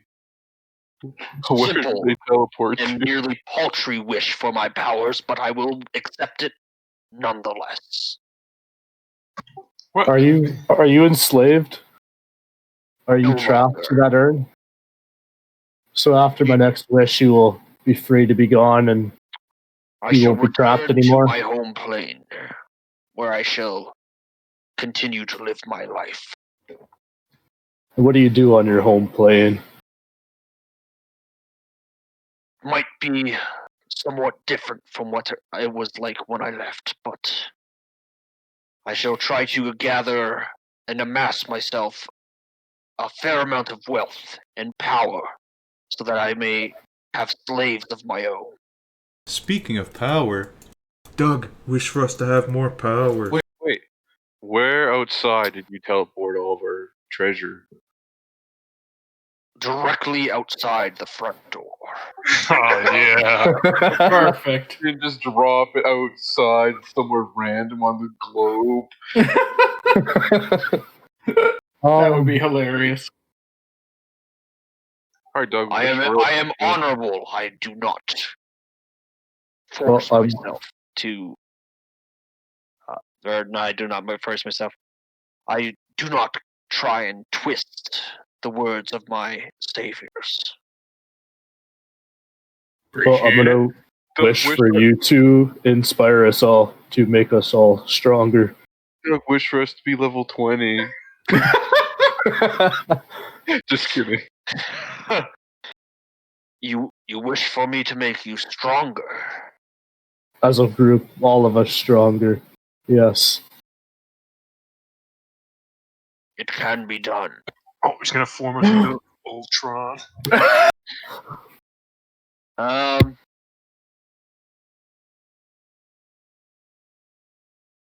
would say, just give me a look here.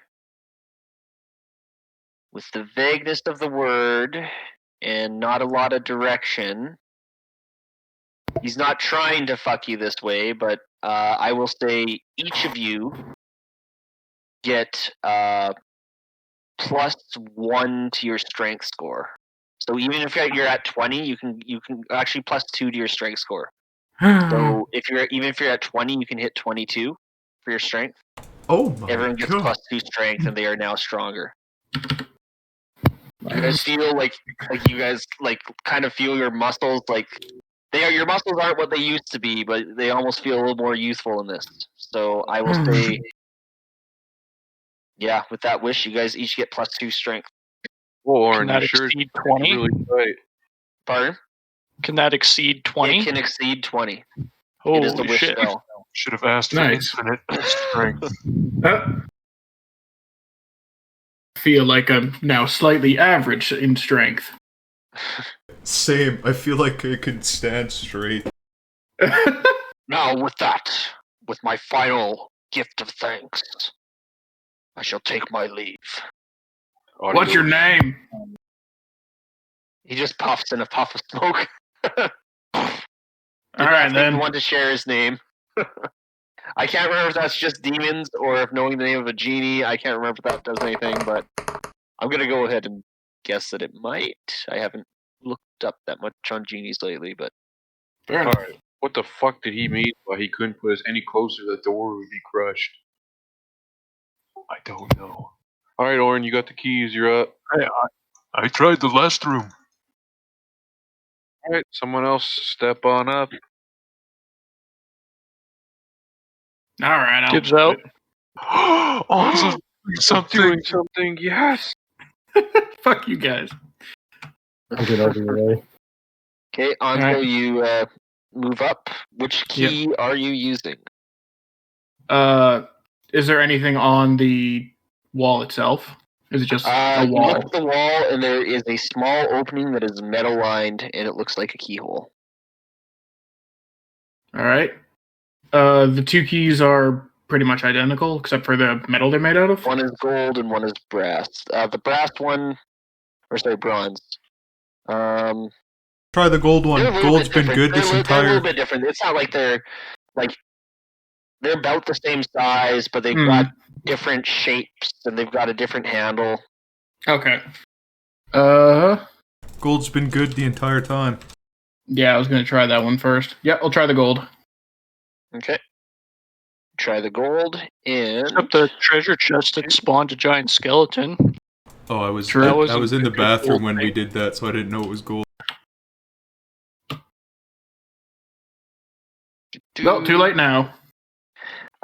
You twist the key and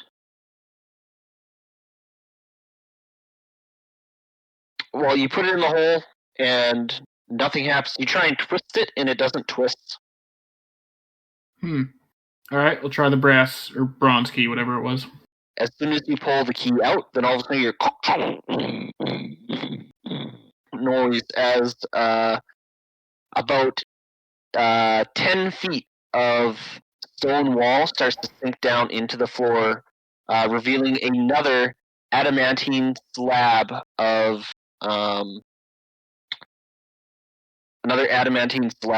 ahead of you. Wait, so he pulled the key out, and then like the wall he put the key in shifted down. Now there's another one. Yep.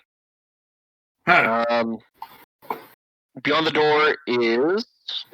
Wait, hang on. Looks like gold was right. Let me reread that. Except for the 2 times it was wrong.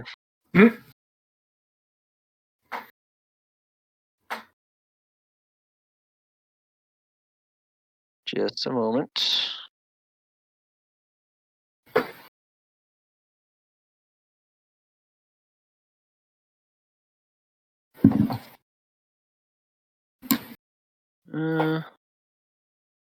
Sorry, I'm getting myself confused in the wording here. All good. Oh, sorry. It sinks into the floor, and it's part of the wall is rock, and then the other part is an adamantine slab. So the adamantine slab starts to lower, and you guess that with the power of the anti-magic, the adamantine slab was keeping even the Afriti from teleporting you into the next room, was what happened. Makes So sense. the slab lowers with the door. Okay. Cool. Okay. And ahead of you, you can see, and you can walk in this space now here too. So basically, like, if the closest you could teleport you is like just ahead of the slab, but there was rock there, so that was as close as he could get you. Couldn't put us in the wall, basically. Yeah, couldn't put you in the wall. Okay. And the wall has lowered. Beyond the door is a smallish rectangular chamber with a ceiling that extends 25 feet overhead. There's a small depression, a few inches deep, and about 2 feet square in the center of the floor. Is the room, like, considerably larger than the hallway, or was this hallway 25 feet tall, too?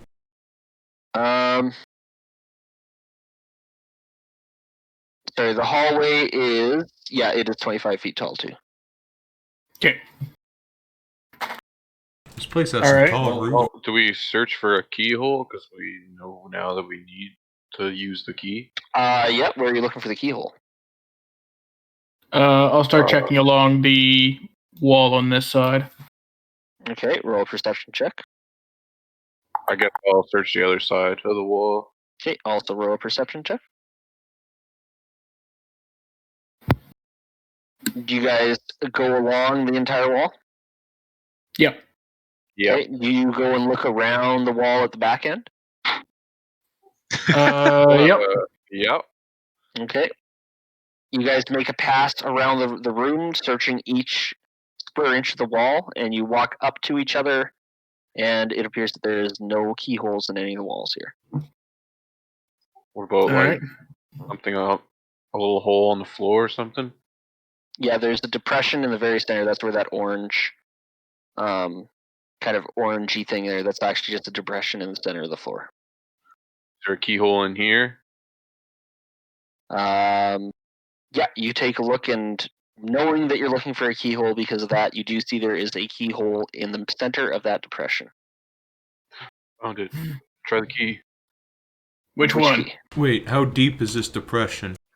The depression is only about 2 feet deep. It's like, you gotta reach your whole arm in there, though, to turn the key. Yes. What if it's trapped and squishes your arm or something? Don't worry, I don't know, actually. I take a peek over my shoulder, make sure that the genie's gone. I'm like, well, the genie Yeah, said that we would the need... genie disappeared in a puff of black smoke. I'm going to call him a genie then. Okay, I should... Or the Afriti. The genie said that we would need both keys, so maybe try the bronze one? Yeah, true. All right. Try the bronze key in the depression. Who's doing it? Hanzo? I am. Yep. Okay, you put the key in. I'm going to give And the key Ponzo is Bardic in the depression. Inspiration. What do you do with the key? Or in the hole? Sorry, what was that, Craig? I'm going to give you Bardic Inspiration before you do this. Nice. All right. So bronze key in the hole. I'm gonna try and give it a twist. Which way? Clockwise. Okay. You twist it all the way around clockwise, and it makes a clicking noise. Is that positive or negative clicking? I don't know. It's always tough to tell in Dungeons and Dragons. Anything in the room change? Not that you could tell. All right. Did it feel like it was moving something? Not until you made the one loop around and it made that clicking noise. There's a slight bit of resistance. Okay. I'll try and turn it again. Anything? Okay, turn it again and it makes a click noise. Wait, it keeps letting him turn it the same direction? Mm-hmm. Maybe you gotta Keep wind it trying, up. maybe? Yeah. Sorry, what was that? I said maybe you have to wind it up and to keep trying, because it's keeping on letting you. Usually locks stop you when you get to the point they open. Yep, keep trying. On floor. Sure. Why not? Let's do it. Okay. As you finish turning the key, the floor begins to rumble, and then Oh, abruptly it starts to rise towards the ceiling. I need you to roll initiative. Oh, Everyone roll initiative. fuck. Oh, you gotta clear the initiative whoops. order first. Oh, I didn't sorry. click my guy. Oh wait, it looks like it's updating them because it's the same tokens instead of adding duplicates. Okay, Nice. so that's working out okay. So Mine didn't update. Oh, I can change it yours didn't manually. update? Yeah, Nice. sure. Oh. That's convenient. Yeah. Okay, so everyone's in there. Everyone's got their new initiatives. Deermute, yours is good to go. Okay. Wait, which floor is rising? Like, just this room or the whole chamber? You'll see that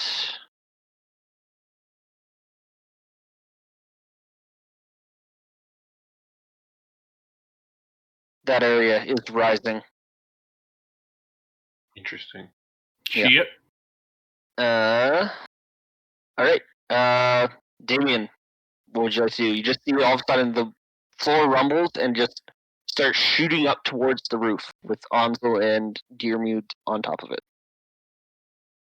Alright, well, I just back up to give them space to get out of there because it's only that tiny part of the room. Okay. But before I end my turn, I yell, "Hurry up! The last one was slow and then we almost died." Referring to the thing at the beginning of the dungeon. Mm-hmm. Mm. That it? Yep, that's it. Alright, my turn. I'm gonna step back and I'm just gonna observe what's happening. I don't know. See if there's anything weird happening as the floor Okay. rises. Roll a perception check. Actually, and while I do that, I'm gonna move one back further so Hans will get out of the way. Okay. As the floor is rising, you see Onzo is kind of like tripping and falling, trying to scramble off of the platform. You see that the section of the floor that's rising up, it's kind of looks like it's kind of turning into a wall and appears to have two doors on it, kind of right in front of Doug. Shit. Okay. Onzo, your turn. Getting the fuck off this thing. Smart choice. I went off Mr. Boruzo's ride. Stop the ride. I want to get blood. Okay. I would say with that, we don't have to go through all the rest of the initiative. What if You somebody guys wants to rolled go good on enough it? Initiative. Well, Doug would have a chance to do that. Doug, what would you like to do? Go on it. No, just kidding. No, I will stand and watch it go up. Okay. And at that point, the floor slams into the ceiling. Before Slash and Oran could even wince, it is smacking the roof of the ceiling, and dust settles, and you can see in front of you there is the rising floor of the southern part of the room reveals a mithril vault. There's a door in the center of the device with a ring set into it. So initiative 10, you would have been Crush. Good thing I wasn't in there. Good thing half the party wasn't. Yeah, no kidding. Shit, I was probably gonna use my inspiration. All right. Is it like just a knocker that's on the door? Hello, Boruzo? Yeah, kind of like a knocker. I can't believe Doug didn't ask for infinite wishes. Yep. I almost, if that would ever happen, I almost have him groan like a person who works at a store that hears the same question over and over again that should just be obviously not never needed to be asked, and then just have them teleport away. Just like, fuck these guys. All right, Onslow, you got this. All See right. if anyone's home. Yep. Gonna pull back the knocker and just boom, boom a couple times. Okay, you pull back the knocker, and it goes boom, boom, and it kind of echoes throughout the chamber, and nothing seems to happen.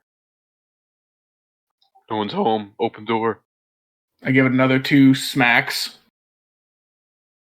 Another bang, bang noise happens and echoes throughout the room. Do Nothing the seems to classic happen. secret lock. I start vibing I didn't out to wanna- the sick beat. I didn't want to barge in. That'd be rude. Oh, no one's answering. Yeah. What do you mean rude? You see what this dungeon's done to us? Yeah, you know what? That's a fair point. Being polite got you guys 3 wishes. I'm just saying. Yeah, that's true. True. And it made us not have to fight a beholder. Also true. All right. Is there anything on this door besides the ring? No. Not that you can see.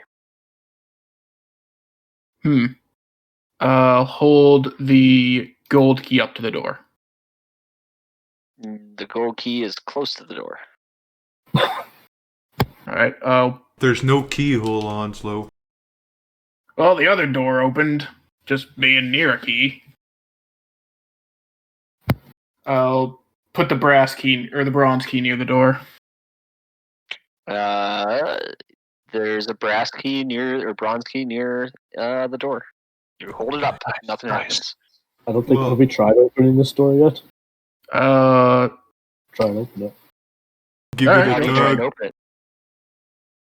Was there a handle on it, or I just kind of There's push on it? just like the big ring that looks like a knocker. I'll pull on it. You pull on it, you give it a hard pull, and the door kind of swings open towards you. I knocked first. In front of you, you see a low, dust-covered bench near the back wall of this vault. On and around it are an abundance of items. Resting on one end of it is a human skull. Interesting.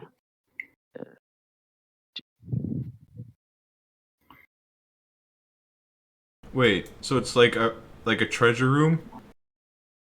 Looks kind of like a treasure room, yeah. This is what you see on the other end of the vault. What's the note say? Somebody You up have to there get read it closer without touching closer it. to look at it. Doug, you got some mighty fine eyes. How close would I have to get to it with my perception to read it? Probably about. You want to like inch close to roll perception, then see how close you get walking close to it till you can read it. Sure. Okay. Depending on how well you roll is gonna Oh, okay. determine how far you walk before you can read it.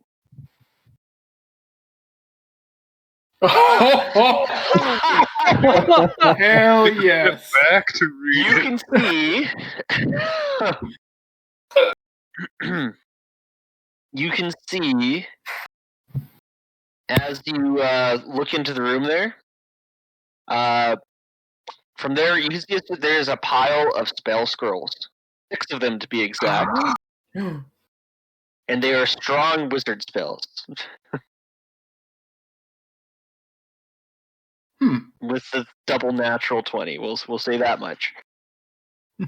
So we got some money, some potions, some spell scrolls. Doug, do you see the And flick I'll be- anywhere? I'll be able to- You guys haven't gone it. You guys don't have them yet. That's all I'm gonna say. I'll I be know able we to don't walk have in them. and see more, possibly. You see any traps with a perception roll like that? I He tell was them. only, the perception roll was only to look at the pages, so that's what he got the natural 20 on. I Okay. advise Doug when he's walking in to be very careful and not touch anything because it's probably trapped. touch everything. I'm taking a step in. Okay. You step into the vault, and it is chilly in there. Cold. I'm gonna have a look around for the flick. All right. Roll a investigation check. Oh, I'm not good at them. Yeah, you look around. There is so much in this room that there's treasure catching your attention. You can see there are like a bunch of gems. There are some weapons lying about. You don't see the flick though. Well, guys, Alright. I think the only way is in. Yep. I'm gonna take another step in. Coming behind you. Okay. Yep. You take a further step in, and the loot in this room is like nothing you've ever seen before.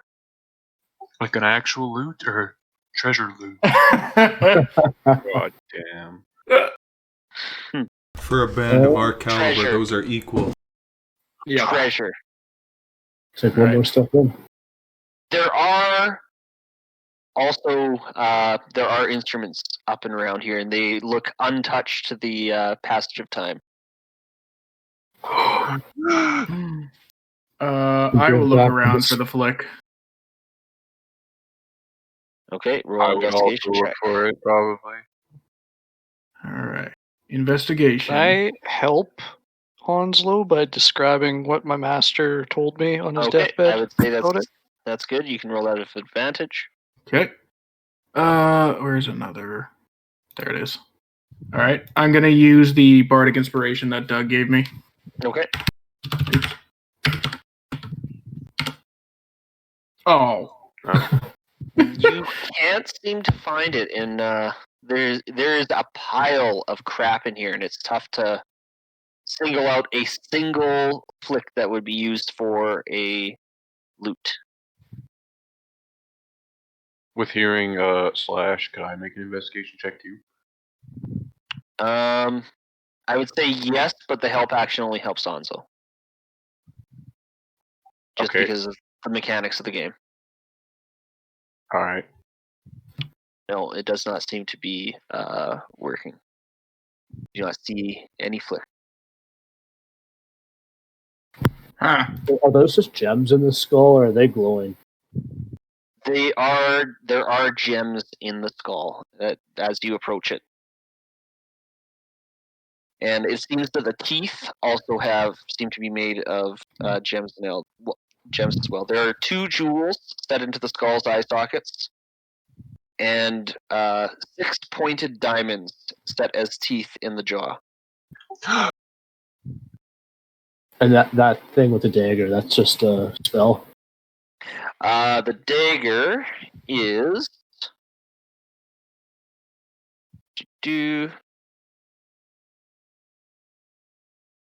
it seems to be an ornate dagger, but behind it you can see a large 2-handed great sword.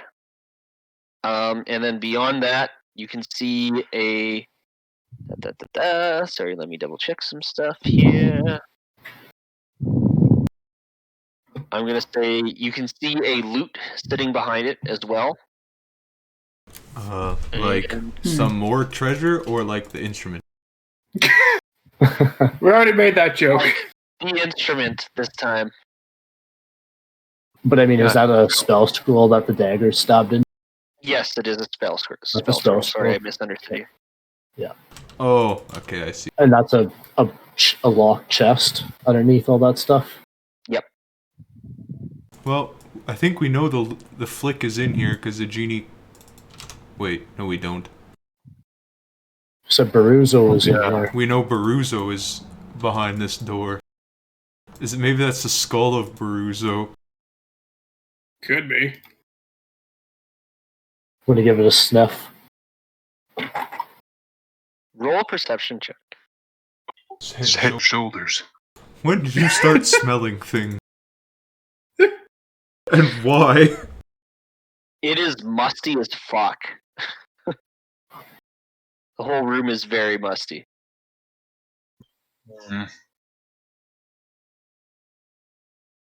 As in, nobody's been in here for a long time. Well, you better open that locked chest underneath all the stuff. All right, someone clear off the top then. I'm not touching the skull. All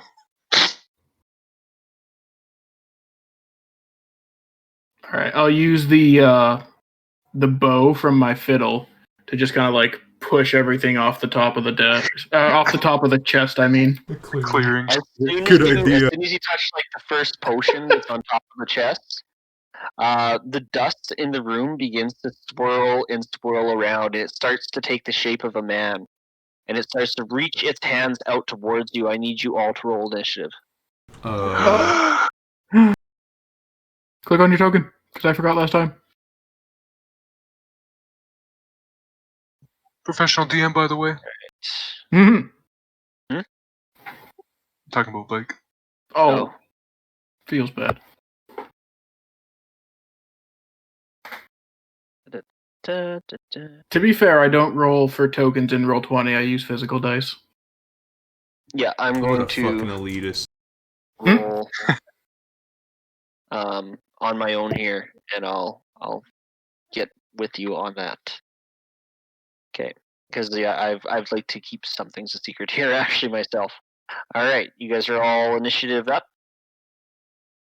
I think, yeah, there's 6 of us in there. All right. So the form starts to take form directly in front of Onslow, who would be actually at the closer to this part of the room because that's where it all was. Okay. And sorry, just do this here. Want to remove the name from this real quick. There we go. Remove the nameplate. I wonder who it could be. All right. I'm guessing the name alludes to what it could be. All right. You could roll a shape appears, and it's actually going to appear over here because that's where. Oh, whoops.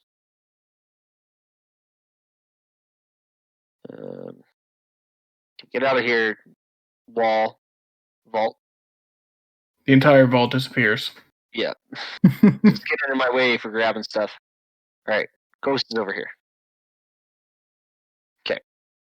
And it raises its hands up, this pile of dust in the shape of a man, and starts to lunge towards Onslow. And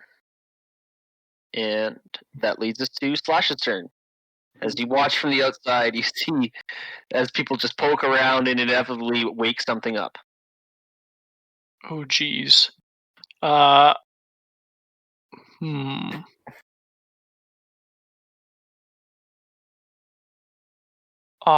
am going to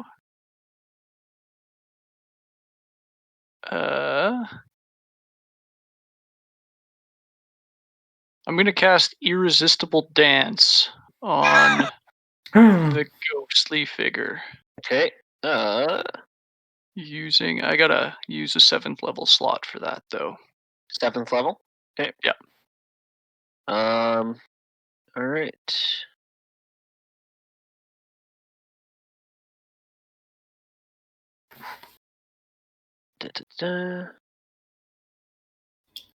And for the rest of this game here, just for the sake of things going forward, I am.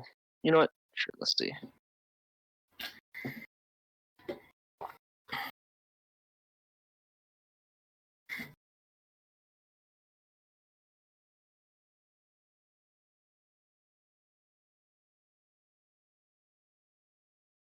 Okay. It passes. It is unaffected by the spell. And it keeps moving towards Onslow. I don't think it gets a save on it. What? On a resist? Oh, sorry. As an action, a dancing creature must make a wisdom save. It just takes effect because I used this earlier too. Mm-hmm. Unless I'm horribly mistaken. It is immune to charm, though. Oh, there you go. Mm-hmm. so it does not begin dancing. My mistake. Okay. Who do we got next? Damien, you're up. Final count. Well, I can't really get in there. So he said. I'm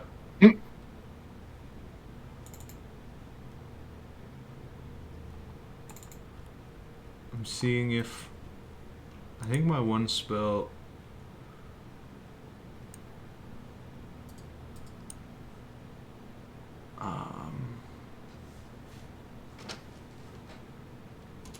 All right, I will just try to Steel Wind Strike at the target. Okay. Roll your attack on it. So it is a melee spell attack, which is just wait. Its range is 30 feet, but it's a melee spell attack. That's because you like lunge forward, and I believe. Can you re-show it to me? It says you can teleport, but I'm just gonna not teleport. Choose up to 5. Yeah, I would say that's fine. It's still a melee spell attack because you like basically master you yourself around the room, and yeah, make a spell attack on it. So that's just a normal spell attack, and no different than a ranged spell attack. No different. Yeah.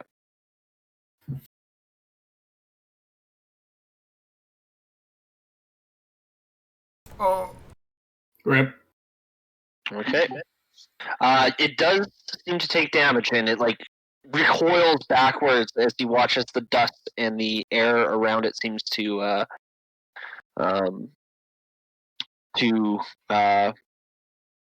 react to your attack,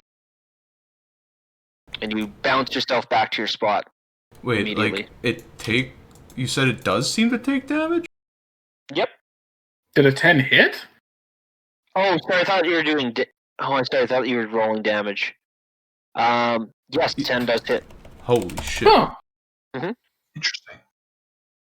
Those are some bad rolls, but well, average damage, I guess. Yeah. Sorry, I thought when you. I thought it was the damage rolling. Oh yeah, that is pretty bad for Steel Wind Strike. Yep. Okay. And then I will Good to know. stay 29 here. damage. Gotcha. Okay. Alright. Then that leads us to Damien.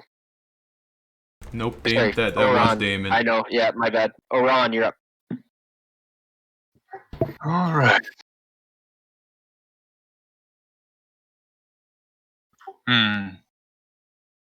I've been practicing for this one. And I flexed the hardest they've ever seen me flex in 4 years. With the +2 permanent strength from the Jinn really making him strong. Yeah. Okay. Shirt blasts off as I cast an 8th level disintegrate. Oh. Empowered. Okay. Roll. Empowered metamagic. Roll. It disintegrates an attacks roll, right? I think it might be a save. Can you show me real quick? Oh yeah, that hits.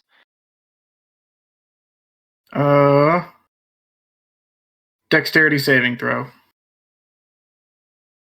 Oh. I get to reroll 6 dice. But I'm only going to reroll the 2 and the 2 ones. That was what level do you say you caused that at? 8. 8. God damn.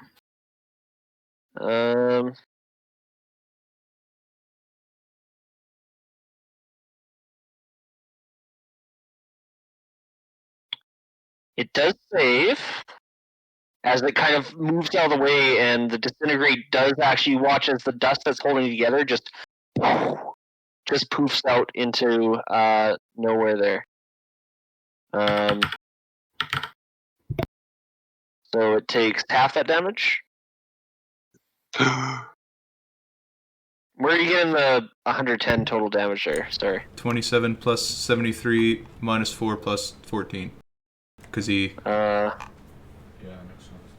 because he re-rolled a 2 and 2 1s, so -4. But at the 14. Oh, that's from the higher level cast. Gotcha. Yeah. Okay. Yeah, I see. I understand. Okay. So yeah, that does seem to take a massive amount of damage on it. It does not quite seem to kill it. I think I pulled something, and I go around the corner.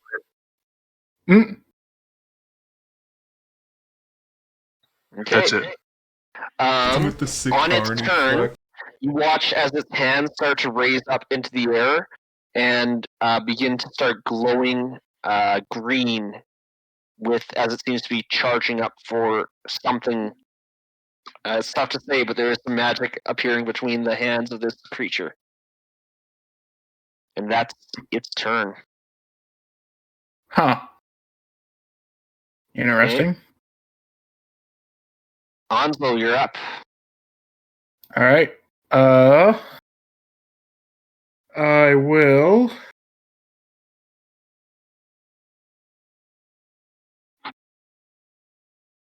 Just look at it and say, "Now that's a face that even scare the swamp monster," and cast Vicious Mockery.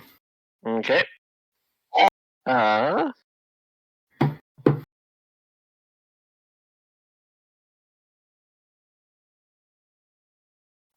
Yeah. It fails, and you watch as the hands kind of droop sadly, as it seems disappointed about the state it's in. Hanzo, you monster. It's pretty good use of a cantrip there. All All right. That is my turn. Okay. Doug, you're up. I'm going to bonus action Banishing Smite Okay. and make a couple attacks. All right. Roll attacks. That's a hit. Roll damage. And then that's what was Banishing Smite 40-10? No, yeah. 5 minutes. 5. Sorry, I'm just checking something.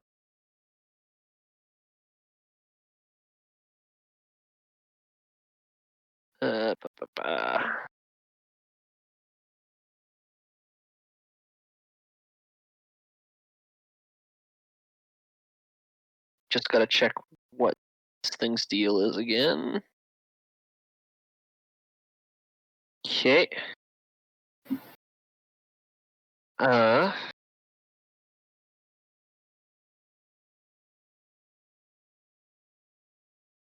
Sorry about that. Had to do a handful of double checks on stuff. Alright, so you do the fire damage seems to be resistant to. The force damage, it is not. The bludgeoning damage is not. It definitely takes a major heft. You hit it, and it like almost recoils back into the back of the wall, but it is not yet banished. Is there anything else you would like to do? No, those. I guess I'll take my second attack on it. Okay, you can take your second attack. Yeah. Roll for attack. That hits. Roll for damage.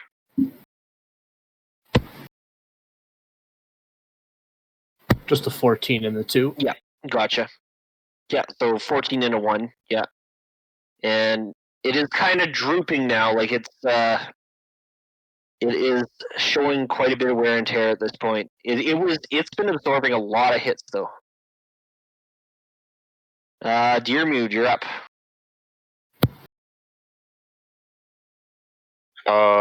Did Vicious Mockery seem to actually do damage to it? A little bit, yeah. Well, I haven't got to use this yet, so I'm gonna use it. Fuck it. Holy fuck. Oh, that's necrotic damage. God damn it. Yeah, yeah, it's necrotic damage. For some reason I thought it was psychic, but I want to anyways. Yeah, you go and you point at it and try to sap the life force out of it. It does not work at all. It seems to be immune to necrotic. No, I had to use it once this campaign. Yeah, that's rough, buddy. But now we know. Or maybe we don't. I Yeah. don't know. Okay.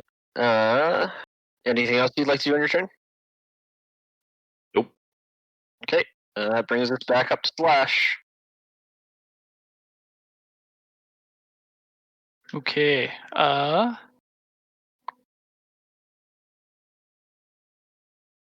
I am going to cast haste on Doug, and I am going to give him combat inspiration.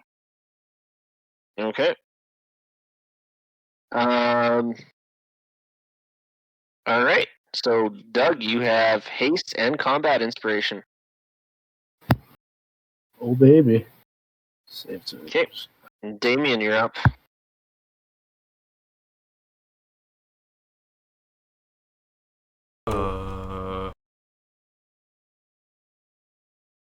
Sorry, I lost my fucking...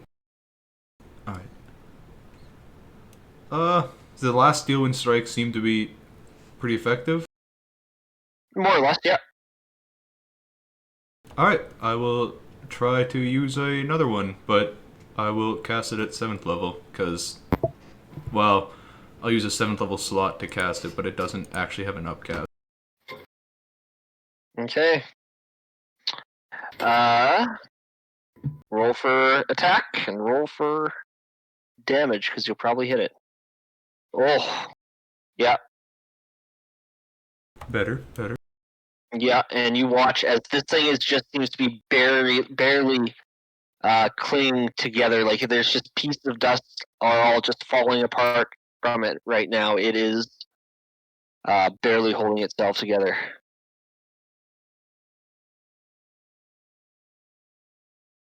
That leads us to Iran, if that's all you're doing.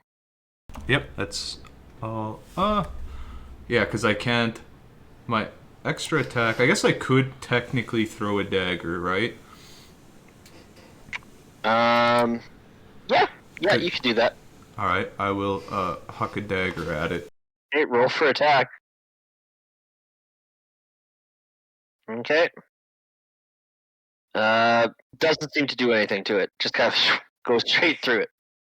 Alright, fair enough. Yep. All right. Oran, you're up. Has anyone tried fire damage yet? Doug hit it with the hammer, I think. Yeah, it seemed resistant. Resistant but not immune? That's what it looked like, yeah. Okay. I'll come back around the corner and hit it with a fire bolt. Okay.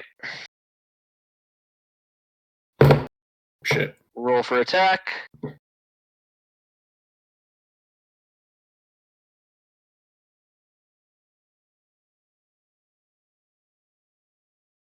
Okay, so that's halved to 11. It smacks it straight in the chest, and even though it seems to be resistant, like the humanoid figure of this like ghost-like entity kind of drops down to 2 knees, and it still seems to be reaching up. And as it reaches up, you watch as the energy in his hand spark even stronger, as the green light between the hands starts sparking across the hands into each other, and that is its turn. That was his turn? Yep. Screw at it. the end of Iran's turn. I'm gonna cast Counterspell at 8th level. As it's doing this. Okay. With that... Oh, shit. Oh, that's an interesting point of order. Oh, wait, never mind. We're good. With that, the spell winks out of... At 8th level, you said? Yep. the spell in the hand seems to wink out, but the counter spell seems to get absorbed into the body of this entity, and you hear laughing start echoing throughout the room. Thank you for the delicious magic. Now, I shall ruin you all, as the form seemed to have been absorbing most of the magic that you were throwing at it. Oh, And takes a more corporeal form as you see a skeletal face appears on the dust-like body, and the dust starts to form into this bluish, greenish, translucent glow as Boruzo takes form in a ghost-like form in front of you. Oh my And god. fuck. I'm gonna roll for its actual initiative now. Da-da-da-da-da.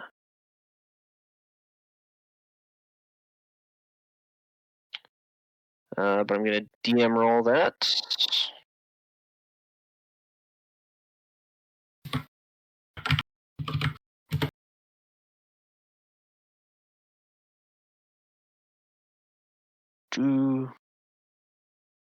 Sorry, just a second.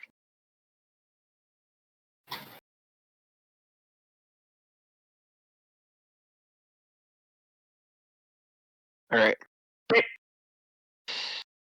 Gotcha. Next up we have, close my initiative tracker. Where'd it go? There it is. Okay. Onslow, you're up. All right. Well, that didn't go as planned. So, Yeah, you guys dumped a lot of spells into it. yep. I'm going to use my last second level spell slot to cast Mirror Image on myself.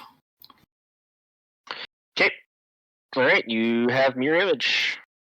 Good for you. Yay. You watch as different images of Onslow all seem to shimmer into roughly the same area, and it becomes difficult to tell which Onslow is the real Onslow. And I All will you gotta do give... is smell. Smells like a Oh. swamp. Okay. Sorry, what was that, Onslow? I'll give Diermood Bardic Inspiration with my bonus action. Okay. All right. Doug, you're up. I see a ghost in front of me. Yep. A skeletal ghost with flowing robes and glowing red eyes. Okay, well, as I'm hasted, I'm going to make 3 flame tongue attacks. Yep. Each of those hits. Roll for damage.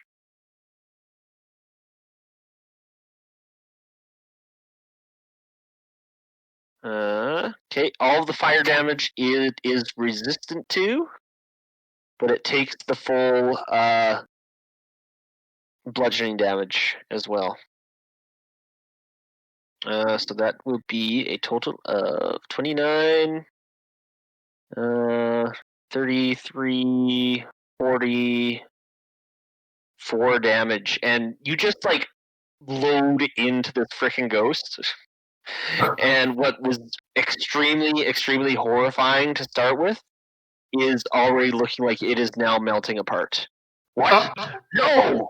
Not like this! And I am just going to say fuck it and back up, look back at Slash and give him a thumbs up. And Okay, it is going to take a swipe at you. Yeah. With its withering touch. And crit fail. Rip. I'm going to give Slash a thumbs up and return to favor with the Bardic Inspiration. Okay. Dearmude, you're up. Alright, I'm gonna bonus action cast Magic Weapon on my rapier, and I'm gonna upcast it at level and use a +3. Mm-hmm. And then I'm gonna make a rapier attack at it. Okay. Make an attack. What the fuck? Oh. Fuck's sakes. Oh. Oh my god. Oh, I'm gonna use my inspiration. Fuck it. I Okay. do have last session, so I'm gonna reroll. There you go. Well. Okay, so yeah, you like swipe and like the ghost kind of like, you know, like you guys remember Yu-Gi-Oh? Yep. Where you've got the Toon Blue Eyes White Dragon, they try and hit the Toon Blue Eyes White Dragon, but it keeps dodging and like moving around. The ghost Oh, kind of yeah. does that, and but then as it moves, like you just have this moment of like glimmer of inspiration, and you just turn it and just stab sideways, and roll damage. Okay, with that, how would you like to finish off the ghost? I'm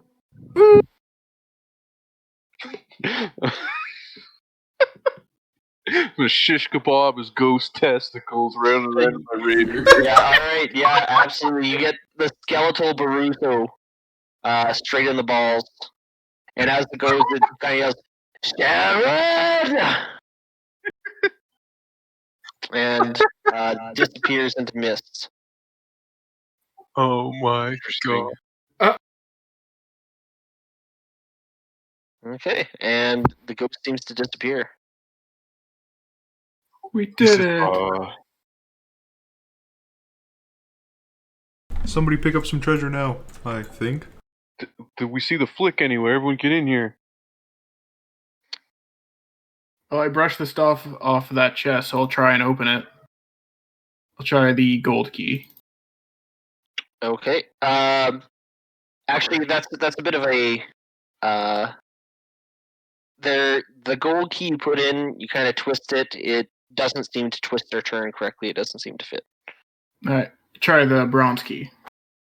Also, similar effect. Doesn't seem to fit. Well, I'm out of ideas.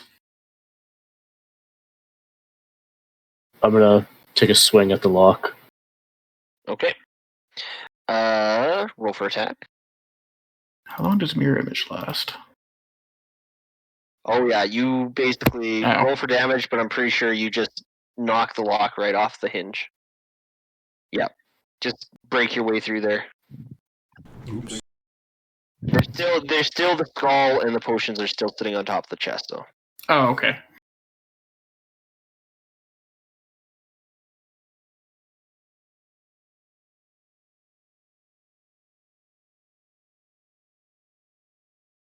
Hello? Hello? Sorry, Oh. hello. Oh, I thought our internet died again. Crack that bad boy open. There's stuff still on top of it. Yep. Sweet. You can open it, but it all clattered to the floor. Alright, Get let's your stick. Yep. Ricky. Yep. Take the bow from the fiddle back out and try and push the stuff off the chest again. Yeah, You slide the stuff and they push and fall to the ground. The skull kind of lands with like a cracking noise. The potions are durable enough. They land in a nice pile of like gold. So they kind of like get a bit of a cushion fall. And you can open the chest if you like. All right. I'll Okay. open the chest. You open the chest, and inside there you see 97 small gems, each worth 10 gold pieces each. But you've also got 3 huge gems: a large peridot, an emerald, and a black opal inside there. Additionally, inside there you see there is a large, like wicked-looking axe, and it seems to be a rod of sorts inside the chest. Wait, is this chest like movable or is it affixed to the ground like some of the other ones? It's movable, yeah. It's not affixed to the ground. Alright, why don't we just pile all the shit in the chest and dimension door it the fuck out of here to the front with all our other loots? But where's the flick? Yeah, we need to flick. Gotta be here Oh. somewhere, right? We just start tearing apart the room, see if we can find it. Yeah, I'll start rummaging through the piles of gold. See if it's just I'll buried. also Okay. be doing the same. I would say, with this all flipped over, you guys look through, and Doug, you notice sitting on the inside of the skull seemed to be jammed up. Oh, of course. Part of the skull, there is a small pick that could be used for a Give it to Slash. Get him in here to play a lick. Get in here, Slash. My hands are kind of like shaking as I reach out to take it from Doug. Doug wasn't holding the skull. No. Oh, he wasn't? No, Okay. I never It was touched on it. the ground, and he saw it sitting there. Okay, Come down well, here so I can fit in the room. I reach out and I grab the skull, and I'm gonna try and grab the flick out of it. As you reach out and grab the skull, the gems in it flare to life, and it whips out of your hand, and you start to hear the same cackling you heard before. And Oh man, not this guy again. Doug, smash the skull. come on. When I get a chance to, I will.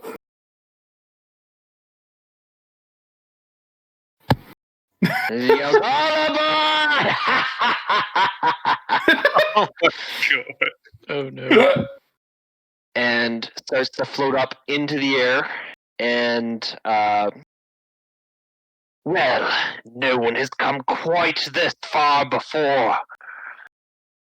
It appears that you might be the closest test to my lair, my traps, the fun that I had. But now, you will all meet your doom. And I think with that, we are at 10:30. I don't know if we have the time to fight the Lich in half an hour here. So, I wasn't sure how much time we'd have. I would like to not feel like we're rushing through this final boss fight. I'm fine with doing it Fair next enough. week. Yeah, If you guys and- are. Yeah, just I know we're putting off the other game a little bit more, but I think that'd be the best way to do it. Sounds Yeah. good. I mean, Okay. Yeah, sorry, Jordan. No, that's all good. Gives me more time to prepare. and by Okay. proxy, also me more time to prepare. Yeah.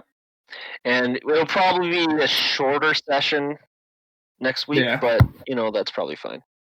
We Yeah. could also You start guys mine have- next week afterwards if we want to fill it with something. Yeah, We could do an introduction and just get to sure. something if you guys Sounds want. like a good idea. We'll figure it out, but Yeah. If we're done early Um, next week. yeah. But yeah, you guys have somehow managed to make your way to the very end of the Tomb of Horrors without losing a single character. It's fucking unbelievable. So far. That just means we're all gonna die right now. There were so many Yeah. like 50% chances where you guys could make a decision that would fuck you and ruin your lives, or like completely take away your lives. And you guys made the right choice every time. I don't know how you lucked your way through this, I but still can't believe they got naked to go through the portal and kill bad objects. Yeah. I was not going to, but I wasn't going to let Doug be the only naked. Well, I mean, everything was Okay. disappearing. Yeah, I guess with that though, we should also vote for inspiration here. As you guys fight Boruzo, aka Ozzy Osbourne, aka the actual name in the story is Acerak, but restyled for this world it is Boruzo. I'm giving mine to Doug for just being our guinea pig. Everything we need touched or prodded or poked or bashed, he's the one to do it. Yeah, I'm Gonna giving it thank to you Doug for too. First wish. Yep. He just piccoloed the first wish so hard. Yeah, I'm also giving For the mine to first Doug. wish, we want Piccolo back to life, and then we want to bring him to death. Like, wait, no, that's a terrible. Literally, Ah! this whole dungeon, it was like, well, this seems obviously bad, but Doug's down to do it, so I'll sit here and see what happens. Yep. Well, someone's What got to I'm do it. to just stand back and let Doug hit everything. I mean, Yeah. it literally Super got us to good, the pretty end of the good. Tomb of Horrors, so I'll do it again. With that, we'll give the inspiration to Doug. The other comment I want to say is that when I first read this first encounter with the ghosts, I was like, man, there's no way anyone like racks up, because you need to get 50 points of energy in order to basically just summon the ghosts. And then on the third round, the dust pile just disappears. I did not expect, but every time you spend a spell to attack it, it absorbs a point worth the spell slot. So every spell that you cast on it brought it closer and closer just to summoning a weak ass ghost, but it was basically just, I think it's just put in there just to bait out spells before the final boss fight. Well, it freaking worked. Got rid of my spell slot. Fucking Yep. Gary Burned my Gygax. 8th. Oh man. Yep. I was like, wait, he doesn't just cast a spell immediately? I was thinking he was gonna like charge up for a turn and then blast us with something, so I was like, wait. Yeah, I 2 could turns hear, of charging? I could hear Blake's like trying to process it over the mic. I was like, oh, he realizes that something's up. Yeah. So I'm like, you know what? I'm not risking us getting blasted with fucking epic level power word kill or something. Yeah. Fuck. That was awesome though. Yeah. Yeah, it was pretty good. Okay. Well, you guys made it this far. Can you make it to the end? Find out next time on the Boys Play D&D. Right. Oh, but also, guys, we're also doing our usual campaign tomorrow on Monday. Oh. So, come watch us tomorrow. And Colt is going to DM, and we're in Avernus. Bye, everybody. Bye, everyone. Thanks for watching.